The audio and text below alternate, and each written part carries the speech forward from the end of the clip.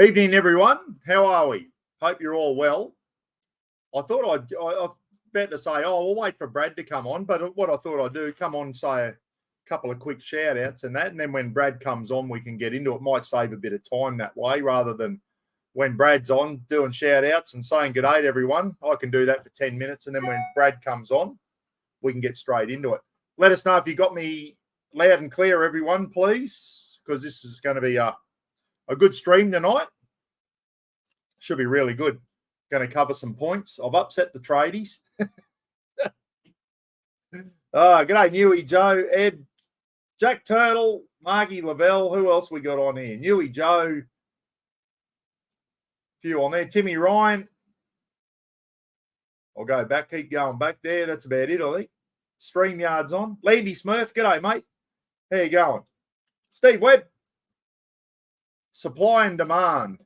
Yeah, I know, mate. I know. We'll talk all about that and talk about the cost of things and that. I won't start talking about it now, but I think we all know that it's all getting away on us now, isn't it? The cost of everything is this country. It's getting away on everyone. I don't know how we let it get to this stage, guys, but it's got to this stage and it's not good. Not good at all. We'll talk about it. Don't be too hard on them. No, I'm not going to be, mate. I've admitted partial defeat. I'm not going to say, as I said, 186 comments on that original post that I did. And 186, there were 6 that were with me and 180 were up me, especially the tradies.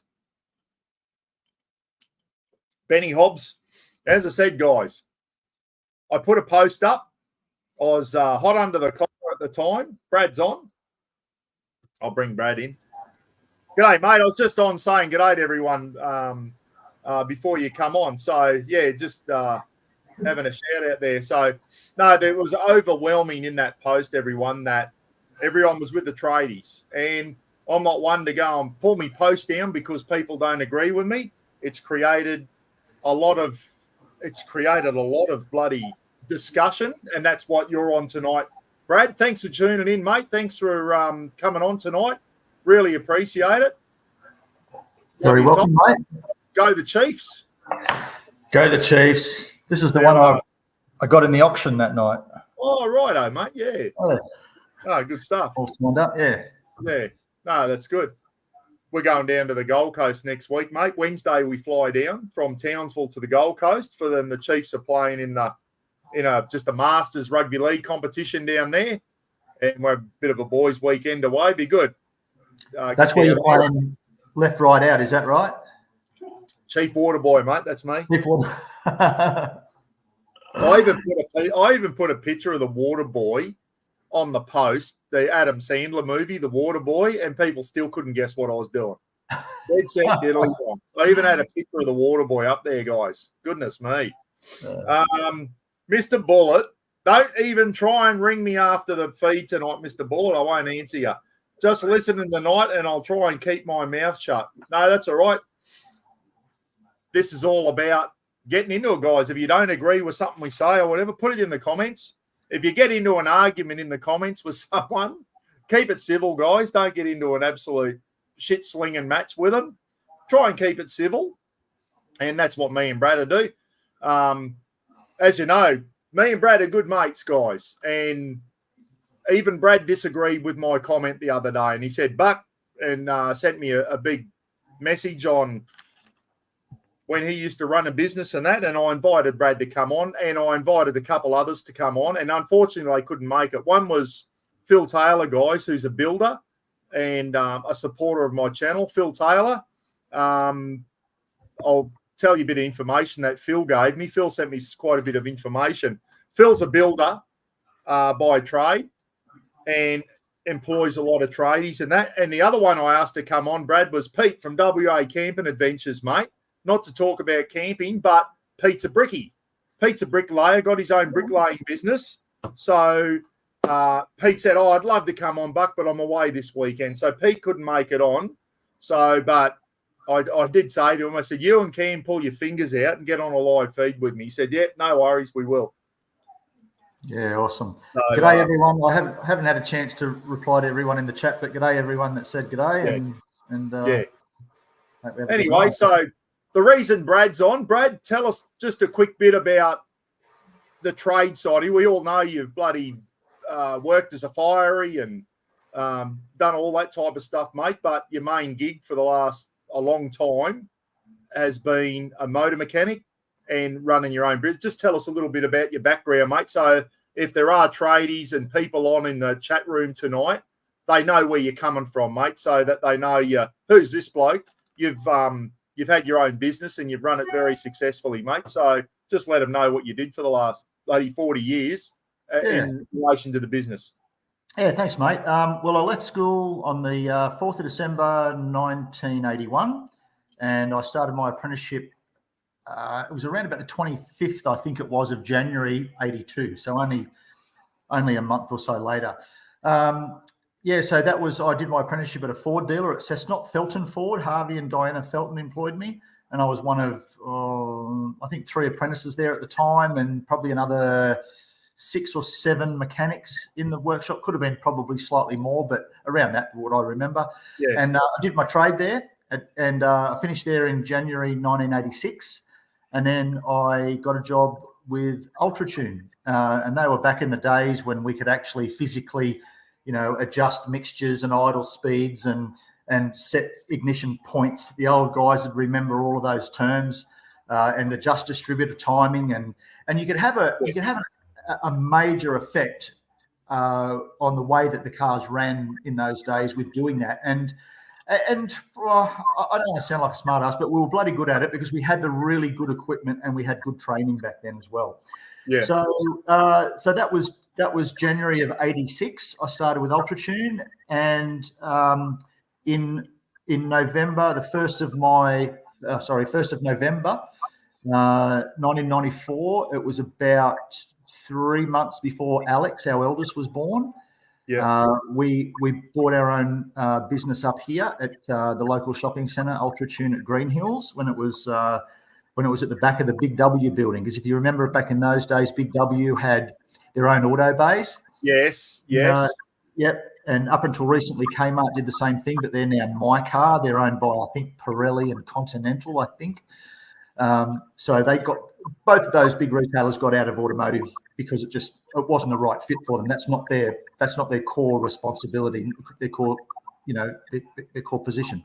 So we bought that, had everything that we owned double mortgaged, even a little old Nissan Bluebird station wagon that I had that was full of rust at the time. It was double mortgaged. So there were some tough times back then, as everybody's done in their lives. I'm not any more special than anybody else. We've all been through some tough times, and to the point where you just don't know how you're going to pay the bills. So up until 1st of September 2022, we owned that business. We moved it back in 2001 down to its current location in Turton Street in East Maitland. And the boys are my eldest, Alex, who was not even yet born when we bought it, and our youngest, Ryan. They've formed a partnership in a company together, and they've taken over the running of the business, and they're doing really well. Yeah, good stuff, mate. Good lads too. They are good boys. Yeah, I'm really proud of the way that they do things, and it's like everything. I think to a certain extent, our kids are a reflection of us. Yeah. In a lot of instances, there's some that fall off the wagon and go the wayside a little bit, but I think if you teach them right and you raise them right, I think by and large they're all pretty good. Yeah, and I've met both your sons, mate. They're good lads, and they've got good work ethic, and they've been taught by you, mate. So, and I've seen you working on my car, and I'll tell you what, I wish I was bloody as skillful as you. You're a very good mechanic, very thorough, and you take pride in your job. I can tell that as soon as I turned up, mate. Like, it's just we got a birthday boy in the chat before we go any further. Parters Days Off Adventures. Cheers, Buck. Hope you're having a great weekend. My birthday today. I'm having a great night tonight. Good on you, mate. Happy birthday. let's put some birthday cakes and some thumbs up in the chat for Parter's Days Off Adventures. Bloody happy birthday, mate. Hope you have a good one. Don't waste your whole night watching this diddly donk here. Make sure you have a few beers, and yeah, hope you had a fantastic day, mate. Anyone else having a birthday, let me know. Yeah, so yeah, mate, I've been in your Ultra Tune when we were heading down on our trip last year. Brad said, Buck, drop into Ultra Tune at Maitland, just outside Newcastle, near Cessnock and Newcastle and that. And Brad put the BT50 over gave it a real good run over and found a few little problems with it, mate. Leaking wheel cylinders at the back from memory, and the bloody thing on the tail shaft, the balancer or whatever that thing's called. The balance, yeah, it was basically a vibration dampener. And so you did a lot of running around, and then discovered I had a bloody coolant leak, and that was a shit of a job for you to fix that one, mate. So no, and the BT50 has been running beautifully ever since, mate. And I'll tell you now, I wish I lived down there, mate. It's good to go into a mechanic and know that your mechanic is very thorough and doing a really good job on your vehicle, mate. And I'm sure that every customer that came into Ultra Tune down there, that you and your lads you take a bit of pride in your work, mate, and you take your job seriously, and you want that vehicle to go out the best it possibly can, because at the end of the day, it's your reputation too, Brad, isn't it? If people aren't happy with the work, it's your reputation on the line, mate, of not only Ultra Tune, but your business as well. I always used to say to people, I was born in this town, I was raised in this town, I live in this town, I work in this town. If anyone ever needs any other form of what's the word I'm looking for? I can't think of it. Incentive, motivation, or something. Yeah. Any other incentive to do the right thing, they're all there for you. But that's just not in my character anyway. You've just got to do the right thing, and you've got to look after people. And the discussion we had this afternoon, and I made the comment that shonks will generally get sorted out pretty quickly by the people. They'll, especially in a small town, and we're not a small town. We've got 60-odd thousand people here now, but still it feels like a bit of a big country town in a lot of ways. But you start doing the wrong thing, and there's that thing called Google reviews out there, and they will smash you. They'll smash you, and sometimes that happens.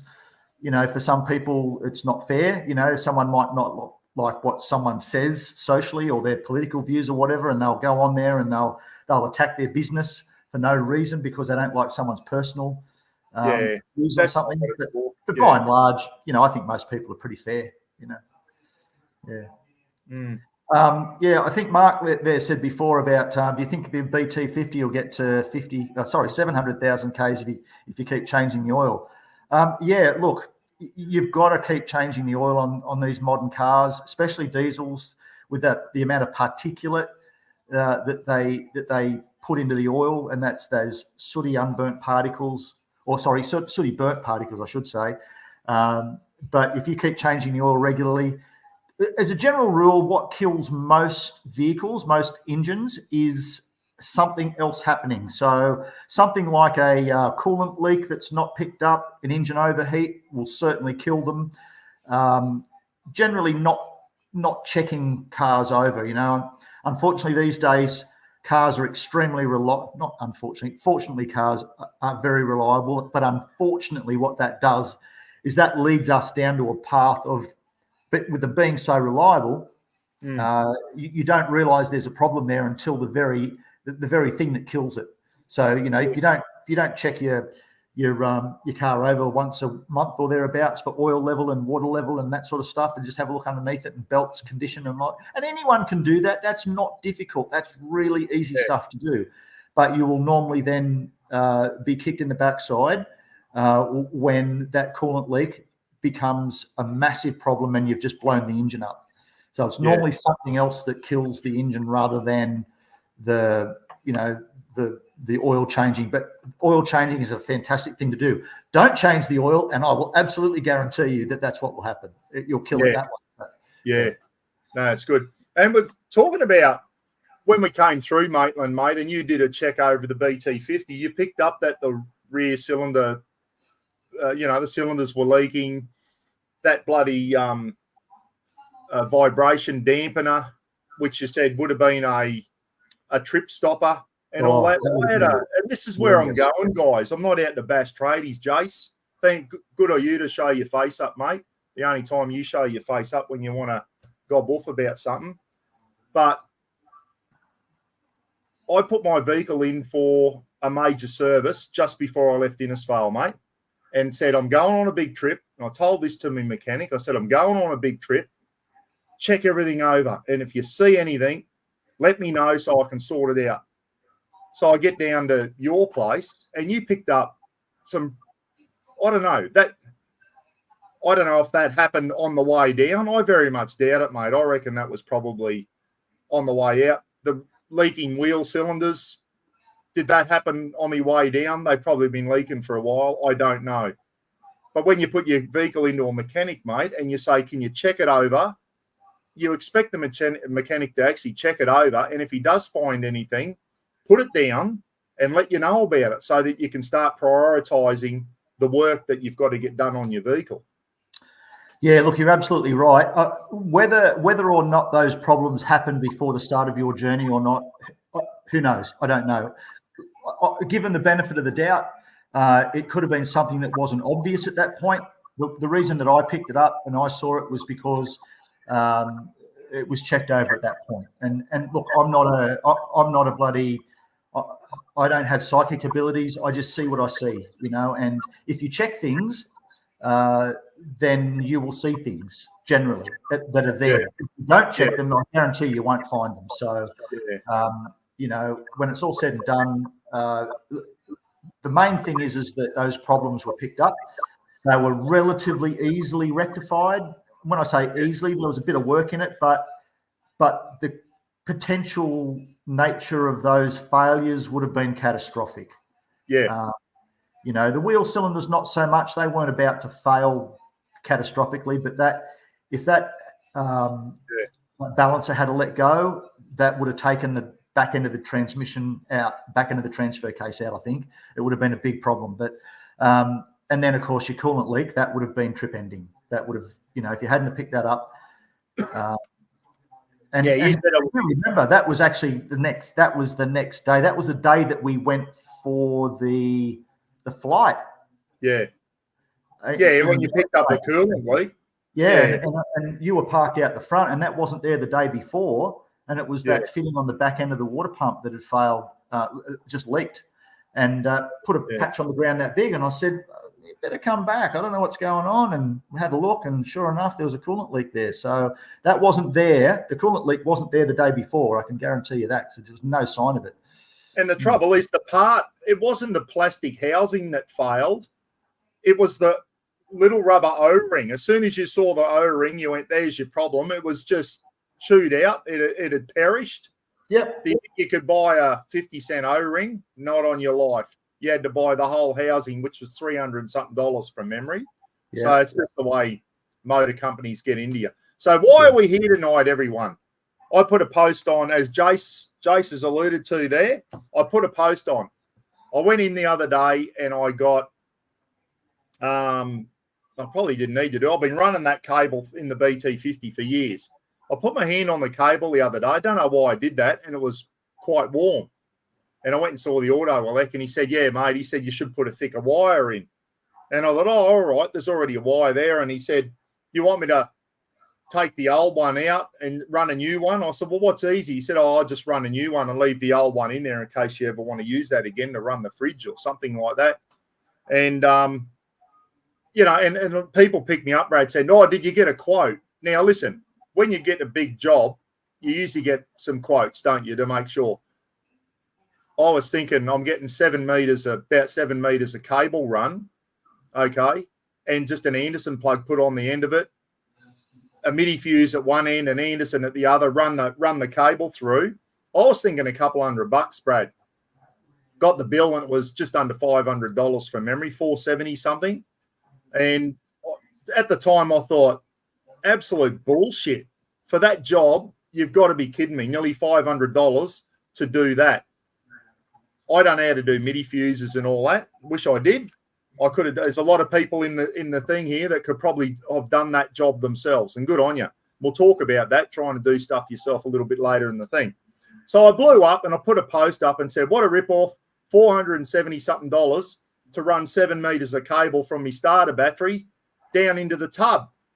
Okay, and he just followed the existing one that was there anyway. Didn't have to drill holes. There was already a hole so he could come through and all that type of stuff. I thought at the time, I'd been ripped off. And in a way, and I'm going to justify it a bit in the moment, in a way, I still think I have been, and I'll explain why in a minute. I had 186 comments. Some people agreeing with me, but the majority were saying, no, Buck, you're wrong. That is what it costs now to get shit done. And a lot of times when I get work done, you don't see the hourly price. This bloke put what it costs per hour, and it was $132 an hour he charged. And why I thought I was getting ripped off, my mechanic, right up until very recently, was $90 an hour. Now, this is where I'm going with this one. The auto elector did the job. And Jace, if you're watching, I didn't get on Google bloody reviews and bag him out on there or anything. Okay. I put it on my Facebook page. Say that all you guys, and that's why we're here today. 132 an hour. He's in a tin shed. He's got a bit of shelving in there with some cable on it. He's got a desk in the corner with a computer. That's it. He's got no dyno tune machines, no ramps. He employs himself. He's I don't know, he's probably about 30, and he's a one-man show. It's his own business. Okay, 132. I compared him to my mechanic, Brad, who used to charge 90 an hour. He's just put, and I rang him the other day and spoke to him, and he said, I've just had to put it up to 110 an hour. My rates, he said, I couldn't keep going on $90 an hour. And we're going to talk about all the hidden costs and that to run a business soon, Brad. So my mechanic charges 110 an hour now. He was charging 90 an hour last time I got work done by him. He employs 3 mechanics, a lady in the office. He's got dyno tunes, three hoists, all the equipment and diagnostic equipment and all that type of stuff. He's charging 110 an hour. This guy who basically hasn't got any of that equipment to buy. He's got his tools, obviously, his auto elect tools. Got no hoists to buy. All that. It's just a bare tin shed, guys.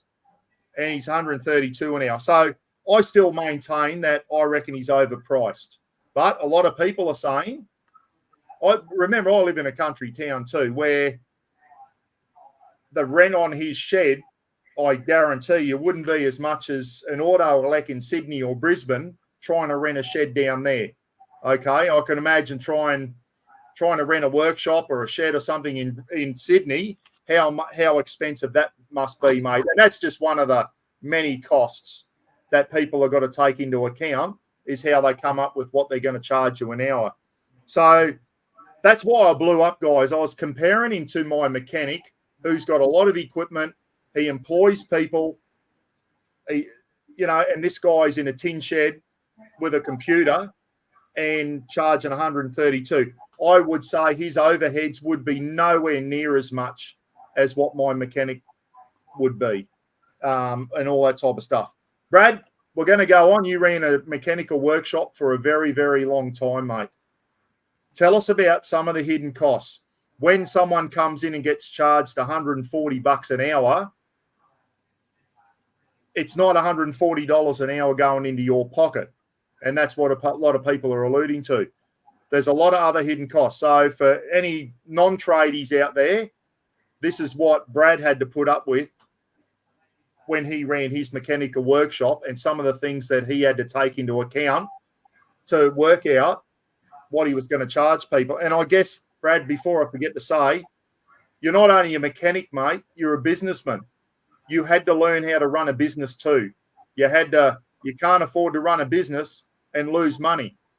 Otherwise, you go broke. So tell us all about the hidden costs involved in a mechanical workshop, mate. Yeah, no worries, mate. Well, obviously the wages are just one thing. Now, in most instances, and I've written all this down, I did actually some research today, and I wanted to sort of we call it benchmarking. And so you're comparing yourself against others within the same field, if you like. So you get a sort of benchmark figure. And one thing that came glaringly obvious was that the percentage that you need to add on to an hourly rate or a yearly or a weekly wage is around about, you've got to multiply it by about 1.4 to actually get to cover your instances of the wage to start with. We all know superannuation's at 11% now, so that's a factor as well. You've got annual leave in that, which you've got to pay for. Plus, then you've got to pay 17.5% loading on top of that. Okay, and they're all things that we're all entitled to as employees, and that's fine, but it's just not, it's not $40 an hour. It's actually more like where did I write it down here?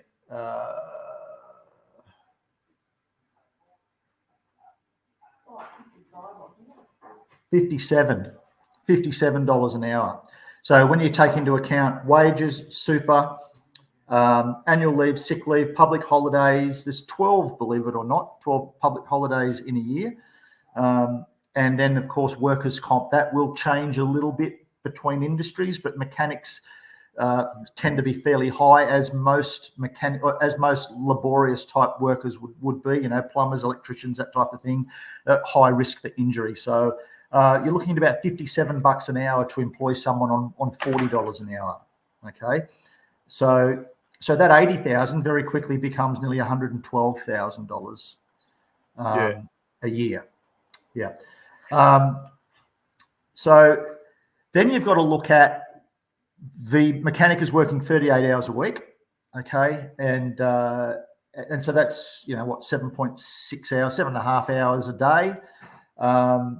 So that means that per hour they're on about $433 a day. Okay, but you're not going to get 100% productivity out of that mechanic. So don't expect for 1 second that you would employ someone and you would be able to bill out all of their hours that they're paying them for in actual billable hours, I guess is the term that we use. Yeah. Hours. So if you can get 75% efficiency in billable hours, you're doing well. Because every time that worker takes a smoke break, goes to the toilet, is not actually physically working on the car. The customer's not paying for that, obviously. But that's where this efficiency comes in, and it's around about 75% of actual billable hours. So that comes down at 5.7. If you take that 7.5 and multiply it by 75%, or 75% of that's about 770. That's 5.7 hours at $770 a day. Okay. Now, you haven't started to pay for anything else yet. That's just wages. Right? So you've got all of the on costs then that you've got to then deal with. So, some of them are obviously rent would probably be a big one. Electricity and water, which is going up all the time. I mean, I think I looked at it the other day and it's gone up something like 22% in the last 18 months. It's ridiculous. Insurances are massive for our trade. Once again, they're around about 15 grand a year. And I know that's not as high as probably some law firms that are dealing with public liability insurance as far as, that type of thing, but it's still pretty high. So you've got all of those add-ons. Waste removal. The other thing to think about as well is that when you go and you put a set of new tires on your vehicle, chances are that the mechanic is going to, or the tire specialist is going to itemize that bill. They may not, and they'll just give you an all-up price to fit that tire to that vehicle. And it might be $200. If it's a 4-wheel drive, you're going to be looking at about $12 to $14 to actually dispose of that tyre. That's per tyre. Yeah. A smaller sedan, so, like a normal car tyre, would be somewhere in the vicinity of $7.50, $8, $9, depending on who's doing it. Yeah. But they all have to be logged through the EPA. Okay. Wow. So, yeah. So, you start to sort of get some sort of a sense in, and you haven't, and not that they're a big thing, but wheel weights, tubeless valves, all that sort of stuff, all the hardware that goes together with that. So when you get that bill for those tyres, you can very quickly, by knowing that, you can very quickly understand that it wasn't just $200 for the tyre and the fitment. It was probably more like $150 for the tyre and the fitment and the disposal and the consumables along with that, added up to $200, say, for instance, right? So that's how that works. So you can't obviously take the workshop costs and attribute them to only one mechanic, because that's the amount of money that it costs you to open those doors of a day. And I worked out it was around about $156 an hour to open the doors.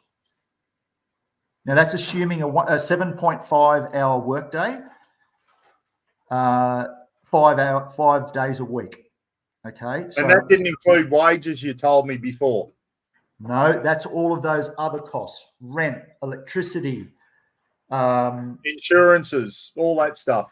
Right, exactly. Yeah. Waste removal, everything that gets put on the other side of the balance sheet, I guess. Employee uniforms and all of those, stationery and computer costs and, printers and all that sort of thing. Not printers, but you know what I mean, printer hardware. So that's $156 an hour, but you can't attribute that to just one mechanic and multiply that by 3. You've got to then amortize that into 3 if you've got 3 mechanics on the floor. Yeah. Okay. So if you work, so that's based on, as I said, 7.5 hours a day, 5 days a week. So if you then work out that you've got $57 an hour to pay the mechanic to start with, and then $54.33, which is that 156 divided by 3, because, like I said, you can't make it work that way. It's not fair to the sums. Another $54.33. The cost per hour is $111.33. Now, I would probably argue that your mate down the road is probably undercutting himself to the point of hardship, because that labour rate realistically was around 3 or 4 years ago. Yeah. So, the rent would probably be, maybe cheaper. I don't know. Who knows? But those other things that he has to pay, electricity and insurances and all that sort of stuff, that'll be the same as what you had to pay. Yeah. Yeah, exactly. Yeah. Yeah. So you can see there that the end result is you've got about $24 in profit left over at that rate. Oh, wrap up. Yeah. It's electricity.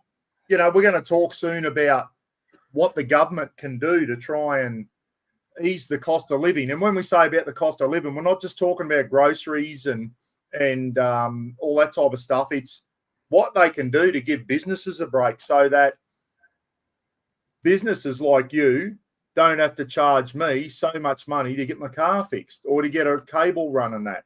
So I don't know, like they keep going on about electricity. It just keeps going up, mate. It keeps going up. And I know electricity was a big thing, because for all the people in the comment section on that thing that said, how would you know, Buck, you've never run your own business? Well, guess what, smartasses, I have. I'm not a tradie, but shut up, Jace, you're a cockhead. Hang on, mate, I'm going to get rid of this fucking idiot. He only comes on every time just to hang shit. So give me 2 seconds, will you? Mm-hmm. See you later, Jace, you cockhead. Yeah, so he only comes on to gob off, mate. Never has a good thing to say. He's always got to have something to say. If he can stick it into me, he will. Anyway, we'll see how we go. What was I saying? Yeah, people saying, you've never run your own business. Well, I have. I'm not a tradie. You all know that. Roz and I did run our own business. We had a cafe, coffee shop, all that type of stuff. And for anyone out there who's run a food business, let me tell you, it's hard work. It's the hardest I've worked in my life, Brad. Like, it was hard work, mate, and it is stressful. And I know how stressful it is running your own business. It's bloody stressful. And let me tell you, the electricity, that was a killer in a cafe, especially when you come in at 6 a.m. and you're turning on your cookers and you've got fridges running all night. And, as you know, all your fridges and everything that are keeping your stuff cold at night, you're not earning at night, you're closed. So you're still racking up an electricity bill, your chip fryers and your and all that type of stuff. So, you know what I mean? Electricity was a big thing when running the cafe. Rent, $960 a week rent I was paying on my little cafe because it was in a complex where Woolworths was. I was right outside the entrance to Woolworths. And back then, between 2008 and 2011, I was paying $960 a week rent. So that's like basically you work all Monday just to pay the rent. Yep. Then your wages. We employed 4 adults, me and Roz, 4 adult ladies, rotating around, not all the time. Sometimes we'd have, 3 of them. So we had wages to worry about too. We also had juniors that used to come in after school and help out during the busy time when all the school kids were in there doing milkshakes and all that. So we had junior wages, we had senior wages. That was probably, wages were our biggest, followed by rent. Insurances, once again, we had to have insurances. I can't remember how much we paid for that. Electricity was a big one, mate. We worked it out. We didn't start making something for ourselves until Friday afternoon. Like, it was just, and it was a busy little cafe, mate. We used to get it in one hand and it used to go straight out the other. And it felt like everyone was just holding their hand out to get a bit of you. You know what I mean? But this is where I'm going with this one. I didn't charge $30 a hamburger. I was charging $6 a hamburger. You know what I mean? And there was no money. There was no money at the end of the week. It wasn't worth. We only kept it for 2.5 years and we got out of it. And another little story there. Bought it for $100,000, sold it for $110,000. Guess what they did to me when I sold it? You need to update the grease trap to a 1,000-litre grease trap because it doesn't come up to standards anymore. Even though that cafe had been running fine on a 250-litre grease trap for the last 20 years or whatever, whenever it was built, you got to bring it up. If you want to sell it, you've got to bring it up. So that was $5,500 out of me 10 grand profit went on a new grease trap to get that put in. So it was like, yeah. So I know it is hard running the business. It is stressful running the business. There's a lot of after hours work. GST, mate. GST is another thing where I probably, and this is where I'm going as well, everything goes up. Every time the Coke man came in, the prices of Coke had gone up. Every time the milk guy, every time the wholesalers came in with all your frozen chips and all your produce and everything, you look at it and go, it's gone up again. But as soon as you put a hamburger or your chips up by 10 cents, everyone blows up. You couldn't win, mate. You absolutely couldn't win. It was a mugs game running a food business, let me tell you. And that's why now, I guess, you don't go into a cafe anymore and see hamburgers for $6 or $8 or whatever. You're flat out getting a hamburger and chips now under $20 anywhere. That's just the cost of living is absolute bullshit. And they've got to charge that to try and make a profit. Electricity was a killer for cafes. It really was. Yeah. So payroll tax is another one. I remember Luke from Drifter telling me, he said, it's absolute bullshit, mate. He said, I employ 100 people. And I get penalised for it. The payroll tax you should be getting rewarded by the government for employing people. You know, these guys like my mechanic who employ 3 other mechanics and a lady in the office, they should get rewarded for actually providing employment. So I think payroll tax only comes in if you employ a certain amount of people, does it? I'm not No, quite it sure. it goes on your wages, and I looked that up today as well because I've never had to pay it because we didn't qualify. But Yeah. if we were in Victoria, we probably would have gone close a couple of times with the amount of staff we had. In Victoria, it's only $700,000 payroll. You've got to pay something like 4.5% back to the government. In New South Wales, I think it's 1.3 or 1.4 million, thankfully. But yeah, good old Victoria, wow, $700,000. That's not. You've only got to have a staff of five people, 6 people there, and you'll tip that. And you're getting penalised. You're getting taxed again for providing employment to Australians. You should be, as I said, you should be getting rewarded, not penalised. Absolute bullshit. There's one thing the government can probably do to try and ease a bit of pressure on employers is this payroll tax and that. Like, just we get taxed on everything. Here we go. Roger Bartolo. We own a Cafe Buck and we're a GST collector. Most things we buy GST free. So, but then as soon as you walk in and cook it, add GST. Biggest killer for us every quarter. And it was, Brad. If I didn't have to pay when I had the cafe every quarter, we used to go down, and I can't remember what it was now. It was 6 or 7 grand, something like that. Every quarter we had to pay. If we didn't have to pay that friggin' GST to the government, it would have been a profitable little business, let me tell you. But it wasn't. It wasn't. It just, the GST was a killer, and I don't know. It was just too hard to try and work out. And I think when it come in, I don't know if probably should have just gone and added 10% everything on the menu board. I can't remember when GST come in now, but you'll find even you get a quote now, it'll include GST. So they will take the GST into account when they give you a quote. Yeah. I'll just on Roger's comment there, the biggest problem for him was that he was buying fresh food, but he was then basically value adding that food and then calling it a made item, which he then had to charge 10% for. So he had no input tax credits. And that's basically how GST works. So if you go and buy say for instance, you go and buy a kilo of potatoes and you spend $5 and 40 cents of that or whatever is GST, then you claim, and the end product is $10 and you $9.50 or whatever it is. You then take that input tax credit that you paid already for the potatoes, the raw potatoes. But in his instance, you can't do that because it's a double whammy on that side of it. And I just noticed he's just written exactly, Brad. So yeah, that's the problem. And most things you can claim in that way with the input tax credit, but in poor old Roger's situation and your situation as well would have been no different. Yeah. And I've always said that, and my brother has said this too, and he's never had his own business, but he knows some people that have had cafes and restaurants and whatever, and he said food is one of the most difficult things to do and do profitably.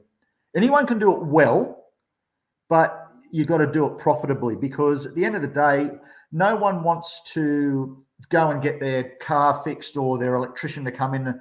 When you find good professional people, like everyone says your doctor and your plumber and all that sort of stuff. I used to have people come up to me at the shopping centre when, we'd be up there shopping, I don't know, Thursday night or a Sunday or whatever. And I'd see one of my customers and I'd see them walking with another customer. And you go, do you two know each other? And they go, yeah, we're cousins or we're next door neighbours or whatever. And you go, oh, right, I didn't know that. But then I'd sometimes also get introduced as, oh, this is my mechanic. People would they'd sort of give you some ownership, like they owned you. And that's a great feeling, because you'd like to know that what you're doing is the right thing and that people appreciate that. But they don't want to come back and then find out we've closed the doors because we were charging $90 an hour. It doesn't do anybody any good. And, largely for the amount of extra that you would pay for, say, a car service, you could go somewhere that, and it was always a case too of beware the hourly rate shopper. Yeah, mate, I just want to know what your hourly rate is. Well, what are you doing? What's going on? I just want to know how much your hourly rate is, mate. See ya. And sometimes I'd tell them, sometimes I wouldn't, depend on how they were on the phone. Could be competition, could have been anybody else. But what they've been told is it might take 2 hours to do that job. But you tell them it's $140 an hour and it's going to be $280 to do that job. Then you come in and you go, well, that job took us actually 3.5, nearly 4 hours. But I was only quoted $140 an hour and I was told that it was going to take 2 hours. It doesn't work. So you've got to watch out for those sort of things as well when you're dealing with that type of thing in business, because it's realistically comes back down to someone might have quoted you an hour and I might be able to do it in half. And there was a lot of times, actually, and it still happens a lot, that we will quote a job and a customer will come back and will say, look, we thought it was going to be $250, but it actually came in at $210 because it didn't take as long as we thought. Now, I just think that's the right thing to do. I think most people will recognize honesty and integrity and go, wow, he could have charged me $250 and I would have been happy to pay it. But some people do that and they get away with it. But that's not us. That's not me. I don't do that sort of stuff. So yeah. I got onto here's another one too. I've seen a lot of tradies spend a lot of time on the mobile phone, mate. So, I understand if they're the business owner, they need to be contactable. But I got onto an old fella once. He was installing some air cons for me. And I said, geez, you're hard to get on the phone, mate. He said, and he's old-fashioned, Brad. He's an old-fashioned. He's in his 60s. He goes, mate, when I go and do a job for someone and I'm charging them by the hour, if I'm working for an hour, I'm frigging working for an hour. I'm not spending 10 minutes on the phone, taking phone calls and still charging the person. I might have been, 50 working for 50 minutes, 10 minutes on the phone, still charging the person an hour. He was really, like he said, a lot of these young tradies now, he said they spend half their day on the phone and they still charge the person hourly rate when they're not actually doing the work, if you know what I mean. And I'm sure that happens, mate. Oh, absolutely. Absolutely. His name, and he said that. He said, mate, I don't bring me phone. When I start working for someone for whatever it was, an hour that he was quoting an hour, he said, I work for him. He said, none of this bloody sitting on a phone. And I don't know. No, look, that's 100%. The biggest thing that I think to mobile tradies, electricians, plumbers, builders, all those sort of guys, the best thing that was ever invented was the mobile phone, because you've got your office with you. If you don't answer it, it'll go to voicemail and they'll leave a message. And then you go home at 5 o'clock in the afternoon or whatever time, and you then go, right, now I'll go back through my voicemails. I've got to ring Buck back. I've got to ring John back. I've got to ring whoever back. And say, mate, what can I do for you? And they go, oh, well, mate, I needed that information 3 hours ago. Sorry, buddy, but I was dealing with someone else's problem, Yeah. So that was the best thing that ever happened for those guys in that type of scenario was the mobile phone, because it just gave everybody that much more freedom. You can send text messages. I often say to people, don't worry about the time. I might send you a text message on Sunday afternoon. I don't expect an answer. It's just convenient for me to send it then, and while I remember. Yeah. But you'll pick it up whenever you start work again or whenever, So don't think that I'm hassling the hell out of you. I'm not. I'm just sending you a message, asking you for some information or whatever. Yeah. The other thing that I wanted to bring up too was that those figures that I quoted earlier, you got to remember there is nothing in there that takes into account the capital investment to set that workshop up in the first place. The hundreds of thousands of dollars worth of equipment that goes into a workshop, that's not paid for yet. That's an investment that the owner has made in that business. And that could be, a workshop like ours would probably be $250 to $350, depending on the quality of the equipment and the tools. To set a tradesman up with tools now, you're looking at least 10 grand, at least $10,000. Yeah. I mean, just all that you were saying before about you used to replace your hoists how long you know, mainly for safety reasons and that. You had to get your hoists inspected yearly. So Absolutely, every year to comply with regulations and all that type of stuff. You used to replace your hoists how you tell us? Yeah, so somewhere but around 5, maybe 10 years. It just depended on the quality of the hoist. So I always tended to want to buy the good quality stuff. You can buy a lot of rubbish, as you can with everything else. Yeah. What do they say? Buy once, cry once. Yeah. So I generally found through trial and error that if you spend more money on the equipment, the quality of the equipment, you can always buy expensive, cheap equipment. But if you spend the extra dollars on good quality equipment, then you'll reap the rewards of that going forward. So, you know, I don't know, I think a service was about $1,100, like a recertification. They'd go right over the hoist, they'd pull everything apart and lube everything and check everything over. And then, you know, occasionally you'd have to spend a couple of grand maybe to replace the wire ropes if they had a couple of strands broken. Yeah. But they are probably the best piece of equipment that you'll have in a workshop that is the most practical and earns you the most amount of money at the end of the day. Yeah. Because and probably the cheapest. Yeah. You know, big equipment. I mean, we haven't talked about scan tools yet and how much they are, you know. Yeah. Tell us the story about the old mate having a go at you about getting a code off his dash. And this is another one where us as a customer, guys, we don't realise when someone comes in to you and says, mate, I've got a light on my dash. I need you to clear the thing. And you tell the story. But once again, we don't think about the cost to the business owner. And we blow up like I did with old mate with running the cable. You know, maybe he has got a lot more costs that I don't know about, which is why he's got to charge 132. I don't know. I was only comparing him to my mechanic who actually employs people. But tell the story you told me this afternoon, Brad, about the scan tool thing. Oh, look, that's anecdotal. That happens twice, 3 times a week sometimes. People will ring up traditionally, you know, around their rego time, you know, like because you're not allowed to, if an airbag light or an ABS light is on in a vehicle, you're not allowed to pass it for registration for those things. Yeah. So well, it's a safety thing, mate. Well, it is. It means that there's a fault in the system and the system then gets turned off. So if you have an accident, that system's not going to be there for you to use, right? Yeah. And let's hope we never have to use airbags.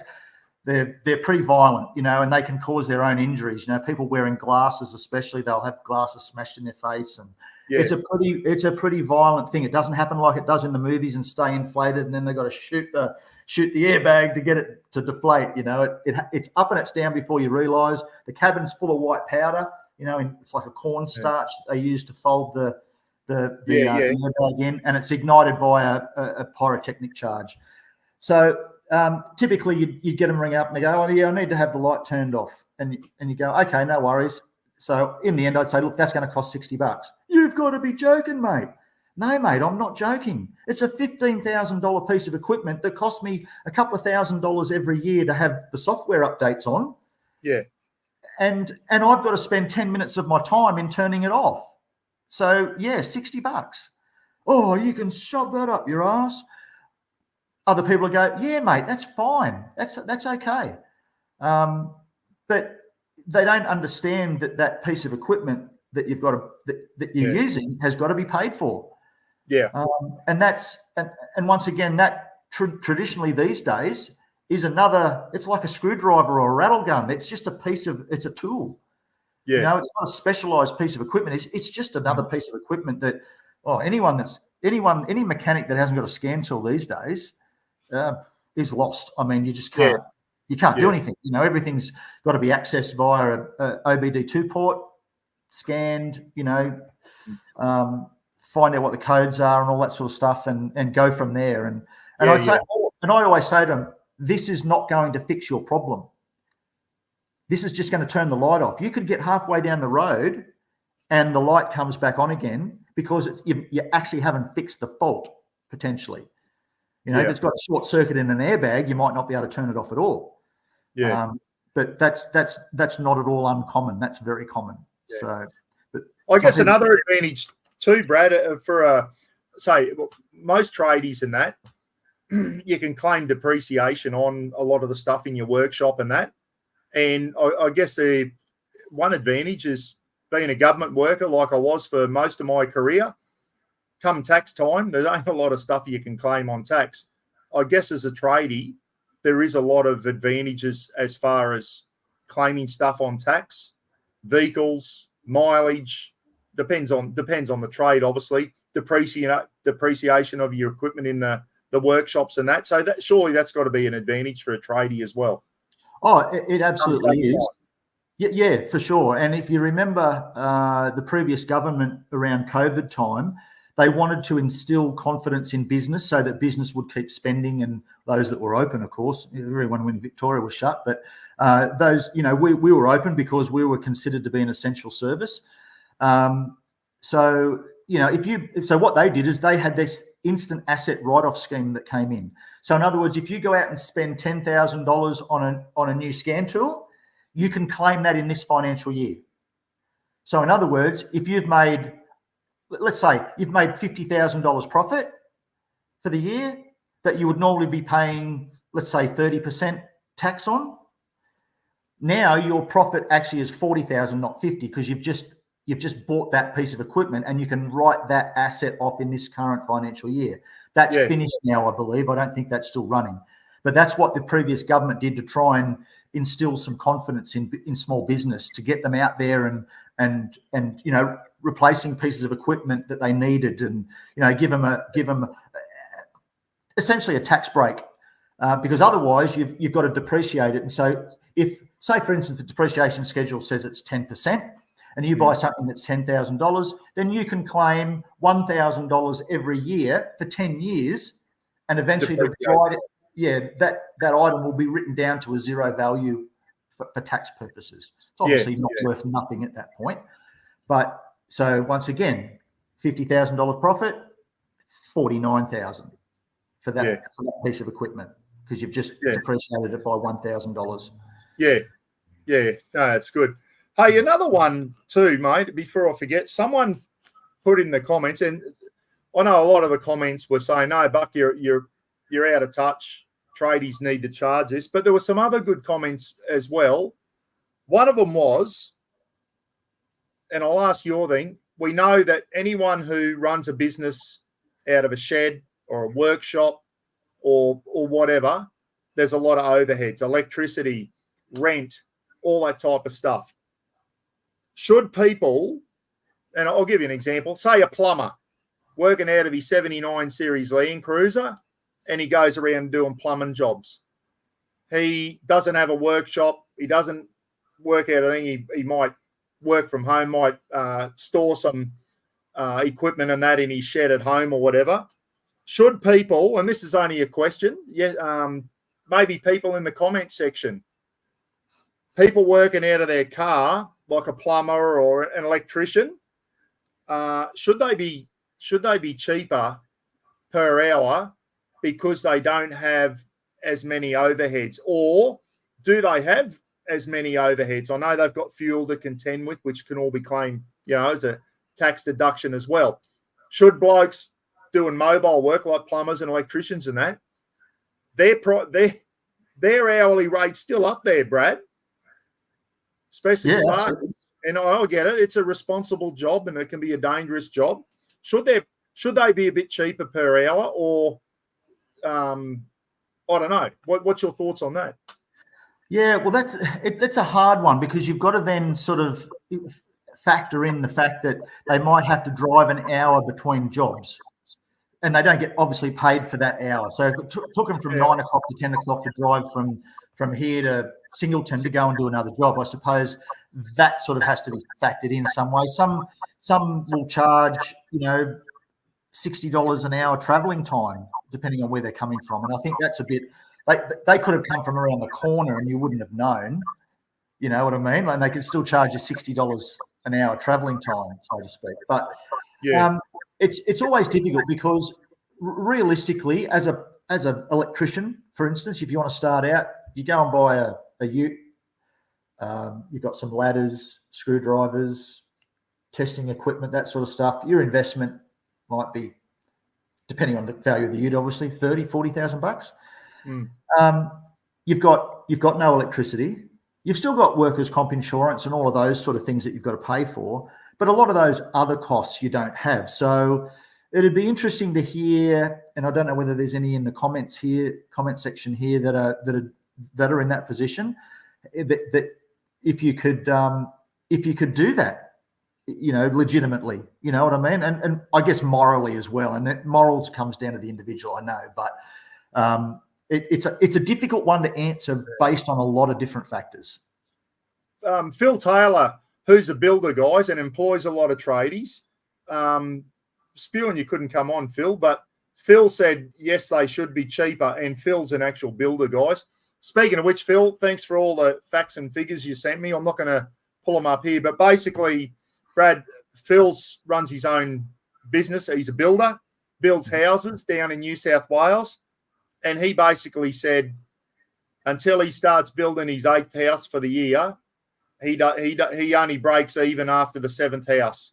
Once he starts building 8, 9 houses, that's when he starts making a profit. So you can see how many overheads Phil must have, mate. Like, I'd hate to think running as a builder, and he's got to subcontract out carpenters and bloody concreters and brickies and all that type of stuff. He doesn't start making anything until his 8th house for the year, mate. So, and then I guess talking about a builder, and then you get shit weather thrown in, Brad, that puts them behind the 8 ball. That's where builders, and I've seen it.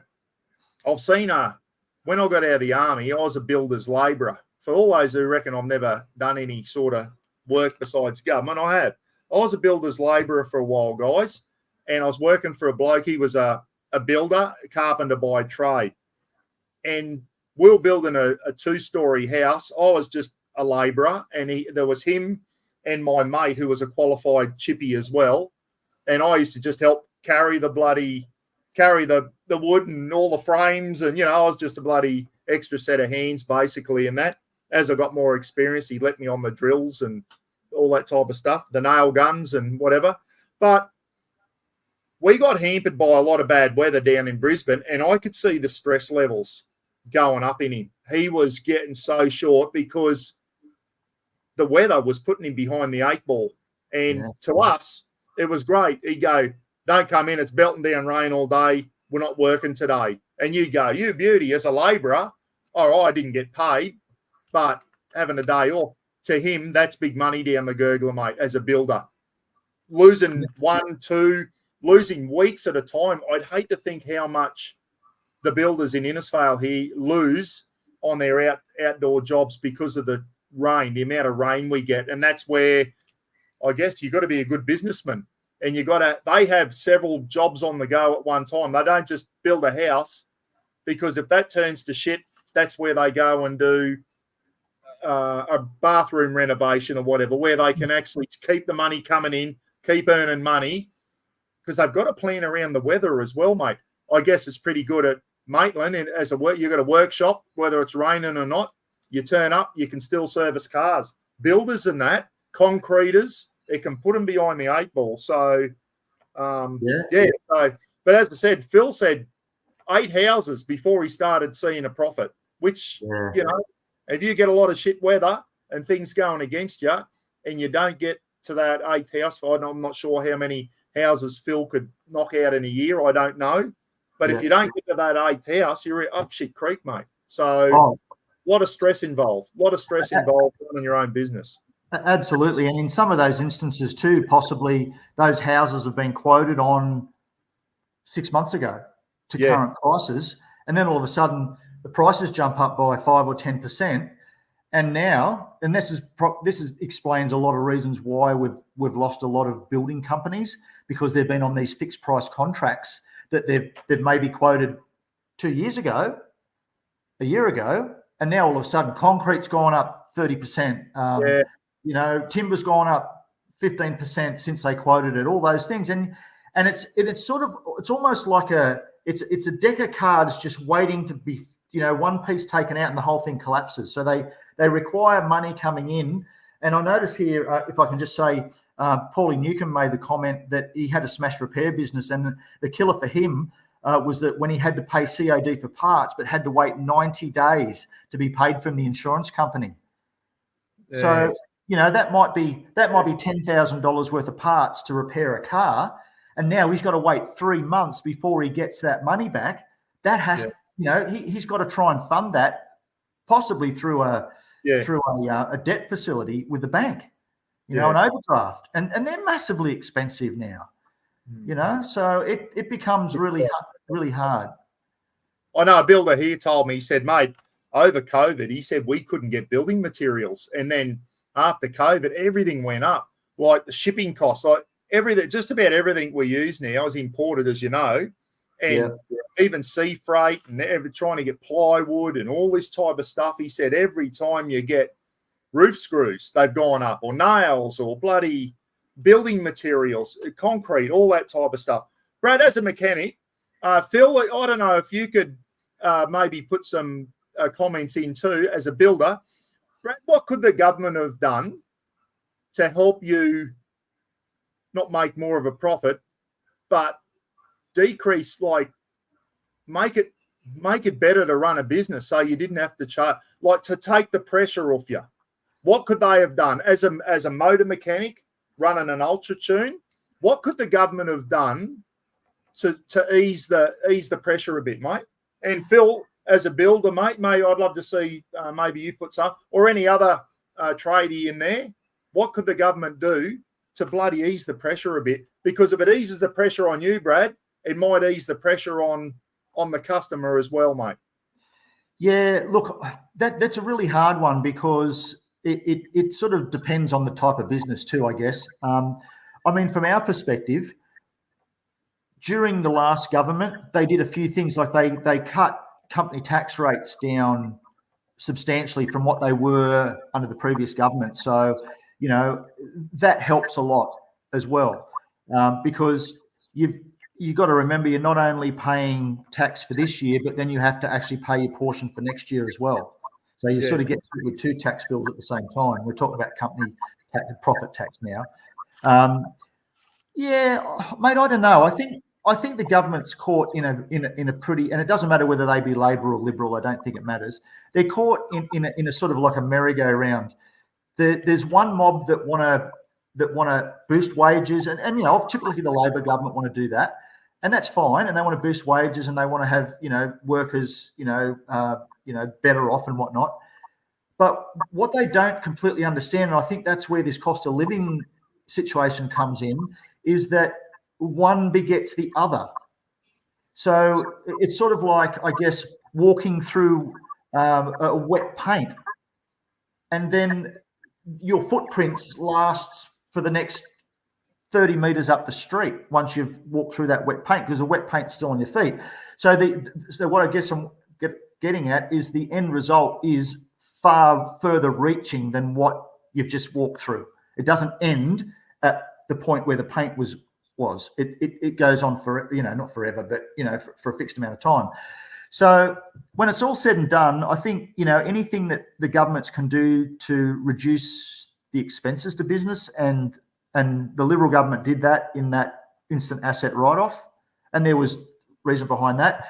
But don't forget, they're not overly unhappy about prices going up, because they're still getting 10% of that in GST.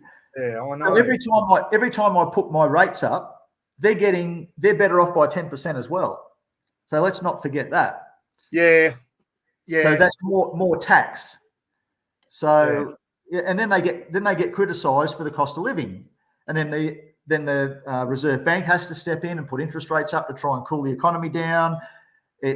I wouldn't like to try and manage the whole thing. I really wouldn't. I had enough of a struggle time to manage my own business, and keep it profitable and keep everybody.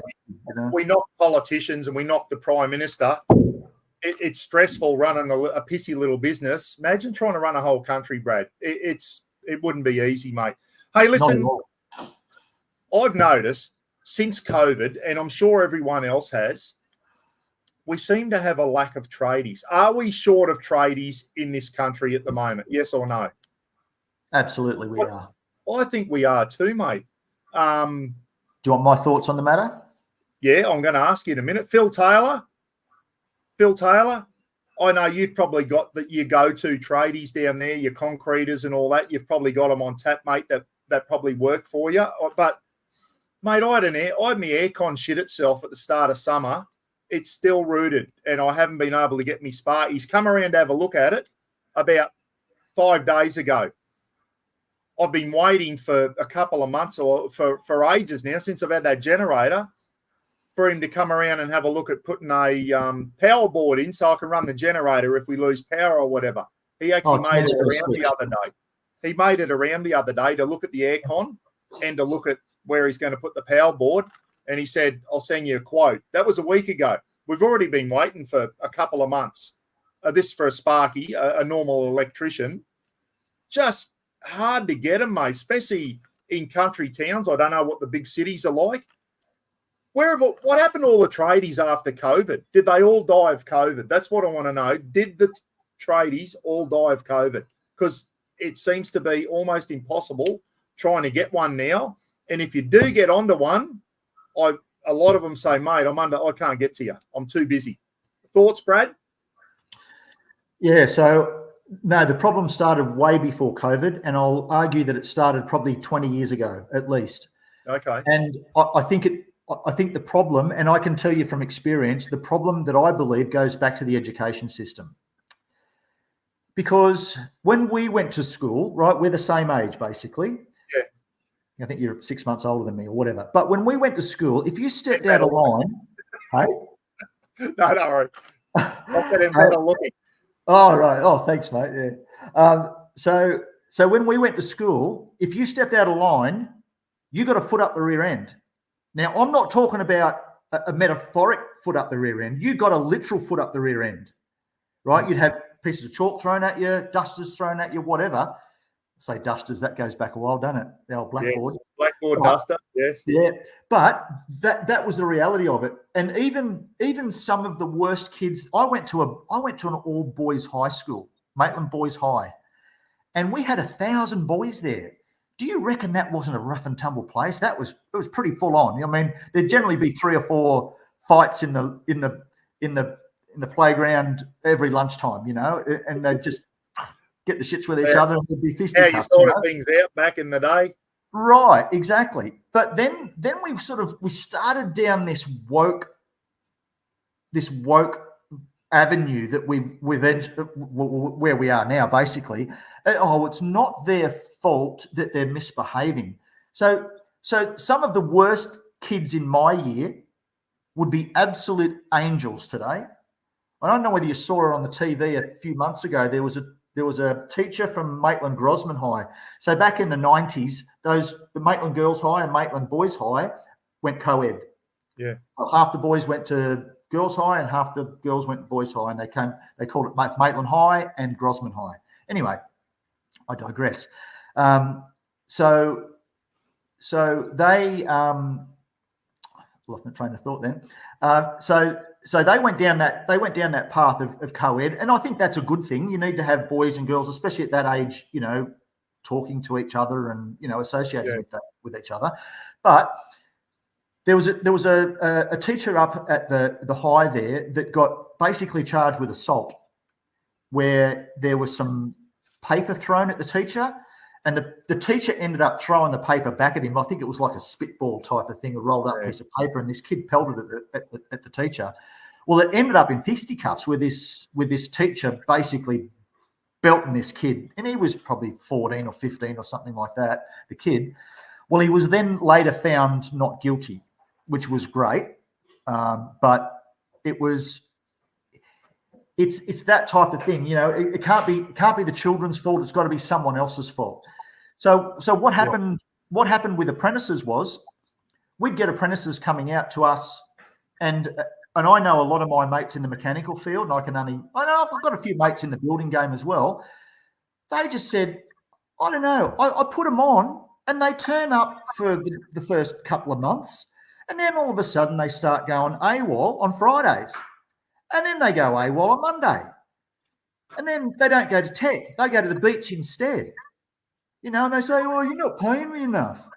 Well, mate, you're still learning. You're still a dog's body, so to speak, And I don't want that to sound in a negative way, but that's what learning is about. You're on a decreased wage because you're not at the level of a tradesman, and you're certainly not working on your own most of the time either. Yeah.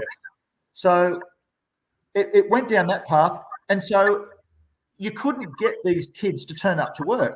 So the tradesmen, being generally, especially of our vintage, year 10 educated, got fairly strong opinions on things, and you're not going to put shit on me.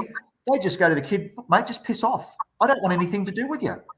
And that happened time after time after time until Tradies eventually said, I'm done. I'm not going to put another apprentice on. They're too much hard work. They reckon, I spoke to a mob that here, I think it was MEGT, Mary. They said that something like only 3 out of 10 apprentices that they put through the system actually go on to complete the trade. Jesus. 30%. Yeah, that's not a good... The other 70 drop off. They don't even bother completing it. It's not a good strike rate, mate. I remember I left school in 81, I think. I did year 10 twice because I went to about 3 different towns, and I wasn't happy with my grades after my first year 10 because I changed dad as a cop. We were moving. So I did year 10 twice, and I got really good grades after then. But we all left school after year 10. You either went into the military, or a lot of my mates got apprenticeships, mate. Like, not too many boys went on to university. Not many at all. I know a lot of them do now. Not many boys went to uni. I still got, I can remember their names. Plumbers, bricklayers, chippies. Like, you left school at year 10 and you got an apprenticeship.